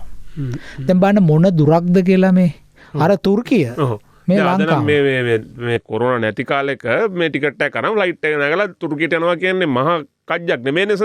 හැබැයි ඒ කාලේ හිතන්න නැව් හදාගෙන බෝට්ටු හදාගෙන මේ අද ගව් දහස් ගාණක් ගෙවාගෙන ඇවිල්ලි ඉවරලා එහෙ කතාබහ මේ පිළිබඳව එහෙත් කතාබහ වෙනවා කියලා කියන්නේ මේ සංක්‍රමණයන් ගිහිල්ලා ඒ අයිහොඳයිකම් ගිහිල්ලා ඒවා ඊට පස්සේ ගල් වල කොටලා ඒවා වෙලා තියෙනවනේ මේ මහ පොළොවේ වෙලා තියෙනවා. දැන් හැබැයි මේ තොරතුරු මෙහෙම කියනකොට මේකෙන් අනර්ථයක් වෙන්නත් පුළුවන් නුවන්. සමාජය තුළ මේවා සවන් දෙන සමහර ශ්‍රාවකයෝ හිතන්න පුළුවන් මේ වැඩසටහනෙන් මේ කරන්නේ අපේ මේ හෙළ සංස්කෘතියක් නෑ, මේක සම්පූර්ණයෙන්ම මුල් සිඳන ජාත්‍යන්තරවාදී දෘෂ්ටියක් මේකට ගේන්න හදනවාද කියලා හදන්න ඩොලර් එනවා කියලා හිතන්න. මේක මෙහෙම කියන්නත් පුළුවන්. ඉතින් මෙහෙමයි මේක තේරුම් ගන්න ඕන. අපි තාම පැහැදිලිව අපේ වැඩසටහන් වල කියලා තියෙනවා අපි ස්වදේශිකව මේ හෙළ කියන අනන්‍යතාව ගොඩනගාගත්ත හැටි අපි කියලත් තියෙනවා. එහෙම අනන්‍යතාවක් ගොඩනගා ගන්න අපි ඉතාම සංකීර්ණ ජන සංක්‍රමණ හා වෙළඳ මාර්ග තිබුණු ඉන්දිය සාගරයක් මැද්දේ ඉඳගෙන. කොහොමද ලේසි පාසු කටයුත්තක්ද? ඒක ලේසි පාසු කටයුත්තක්ද? ඒ නිසා අපි ආඩම්බර වෙන්න ඕන, අපි අගය කරන්න ඕන. අපි අපේ අනන්‍යතාවක් දූපත් වාසීන් හැටියට අපි අපේ අනන්‍යතාවක් ගොඩනගා ගත්තා මේ විවිධතා සංකීර්ණතා මැද ඉඳගෙන. අනේ විශිෂ්ටතාව අපි දකින්න එතනදී. ඒ නිසා මේ අපේ දේශීයව ගොඩනගාගත්ත හර පද්ධතීන්, එහෙම නැත්නම් ඇගයුම් පද්ධතීන්, අපේ තාක්ෂණය විද්‍යාව මේ දිය කළා හැරලා මේවා තුර්කියෙන් ආවා, මේවා ඉන්දියාවෙන් ආව කියලා කියන්න නෙමෙයි අපි මේ උත්සාහ ගන්නෙ. ඒ කියන්නේ හරියට අපි හරියට මේ මල්ලත්ත පාරේ පිටකොටුවේ මල්ලත්ත පාරේ මේ පංකොල කඩයක් දාගෙන අර ජපන් චීන සහ සියලුම සුකුරුත්තන් එක්ක අපේ පංකොල බෑග් එක විකුණන්න උත්සාහ ගත්තා වගේ නිසා කෙලින් හිටියා කියන එක නිසා වෙළඳාම අපි කළා.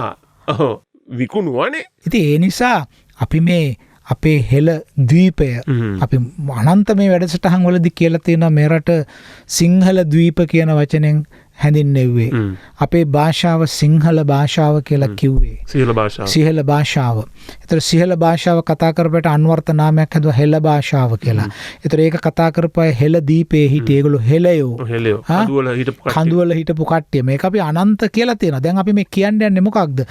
මේ අපේ ඓතිහාසිකව අපි මේ දකින දේ ඒගොල්ලන්ගේ අනන්‍යතාවන් නිර්මාණය වෙච්ච හැටි ඒ කිව්වේ. නමුත් ඒ අනන්‍යතාවන් ගොඩනගෙන්න අවශ්‍ය කරන පිටුබලය, ඒ සංචිතය, ඒ අත්තිවාරම කොහොමද ගොඩනැගෙන්නේ කියන එක ගැන අපි මේ කතා කරන්නේ. එහෙම නිසා අපිට මේ කාමරයක් ඇතුලේ ඉඳගෙන අපි විතරයි අපි හුලං වැදිලා නැහැ කාගෙන්වත් අපි සුද්ධයි කියලා හිතනද එහෙම හිතන එක වැරදි. එහෙම හිතලා රටකට සමාජයකට ගොඩනගන්න බෑ.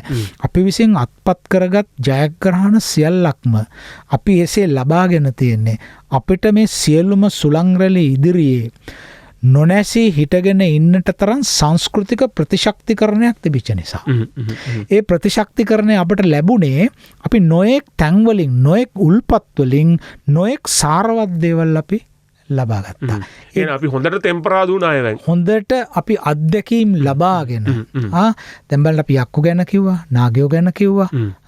ඒතර කෙනෙක් අහනවා දැන් ඔක්කොම පිටරටින්ද? නෑ ඉතින් අපි කිව්වේ ලංකාවේ හිටපු ප්‍රාග්ඓතිහාසික ජනතාවගේ මීට අවුරුදු 10000කට උඩදී කණ්ඩායමක් බෙදිලා ගිහිලා අද ඉන්න ආදිවාසී ජනතාවට ප්‍රභවය දුන්නයි කියලා. දැන් ඉතින් ඒගොල්ලෝ විතරක් නෙමෙයි හිටියේ. මේ ජන සංක්‍රමණ හරහා අපේ අයත් පිට යන්න ඇති, පිට අයත් මෙහෙට ආවා. අපි ඉදිරියේදී මේ පිළිබඳ ජෛව විද්‍යාත්මක පර්යේෂණ ප්‍රතිඵල අපි ඉදිරිපත් කරන්න මේ ඉදිරිපත් කරන්න ලෝකේ නොඑක් තැන්වල කෙරිච්ච. එතකොට දැන් ඔබට තේරෙනවා අපිට සංක්ෂිප්ත කරන්න පුළුවන් නම් දේවයෝ කියන්නේ. දේවයෝ. එතකොට මේ දේව කියන අදහස අපිට පේනවා අර යක්ෂයෝ ඉන්දියාවේ හිටපු ස්වදේශික ගෝත්‍රික කණ්ඩායම් වලින් මිශ්‍ර වීමෙන් ඇති වෙන. නාගයෝ කියන්නේත් ඒ වගේ කඳු කරේ හිටපු ගෝත්‍රික ජනතාව. මේ දේව කියන කොට්ටාසය ඉන්දු ආර්ය සම්ප්‍රදාය හරහා අපේ රටට සංක්‍රමණය වුණු යම්කිසි ජන කණ්ඩායමක් මගින් වර්ධනය වෙන සංකල්පයක් ඒක වුණා. ඒක පෙන්වන්න ඕන ජෛව විද්‍යාත්මක ලකුණුත් අපි ඉදිරියේදී කතා කරමු. මේ දේව කියන අය උතුරු ඉන්දියානු ප්‍රදේශවලින් මේ පැත්තට සංක්‍රමණය වුණාට ඔවුන්ගේ මූල බීජය ගොඩ නැගෙන්නේ ඉන්දු ඉරානීය සම්ප්‍රදායෙන් කියන එක අපි පැහැදිලිව මේ අවස්ථාවේදී පෙන්වා දුන්නා. ඒක මේ අපේ රටට ආපු අයට විතරක් නෙමේ සමස්ත ඉන්දු ආර්ය සම්ප්‍රදාය ගොඩ නැගීමට අවශ්‍ය කරන උල්පත ගොඩ නැගෙන්නේ ඉන්දු ඉරානීය සම්ප්‍රදායෙන්.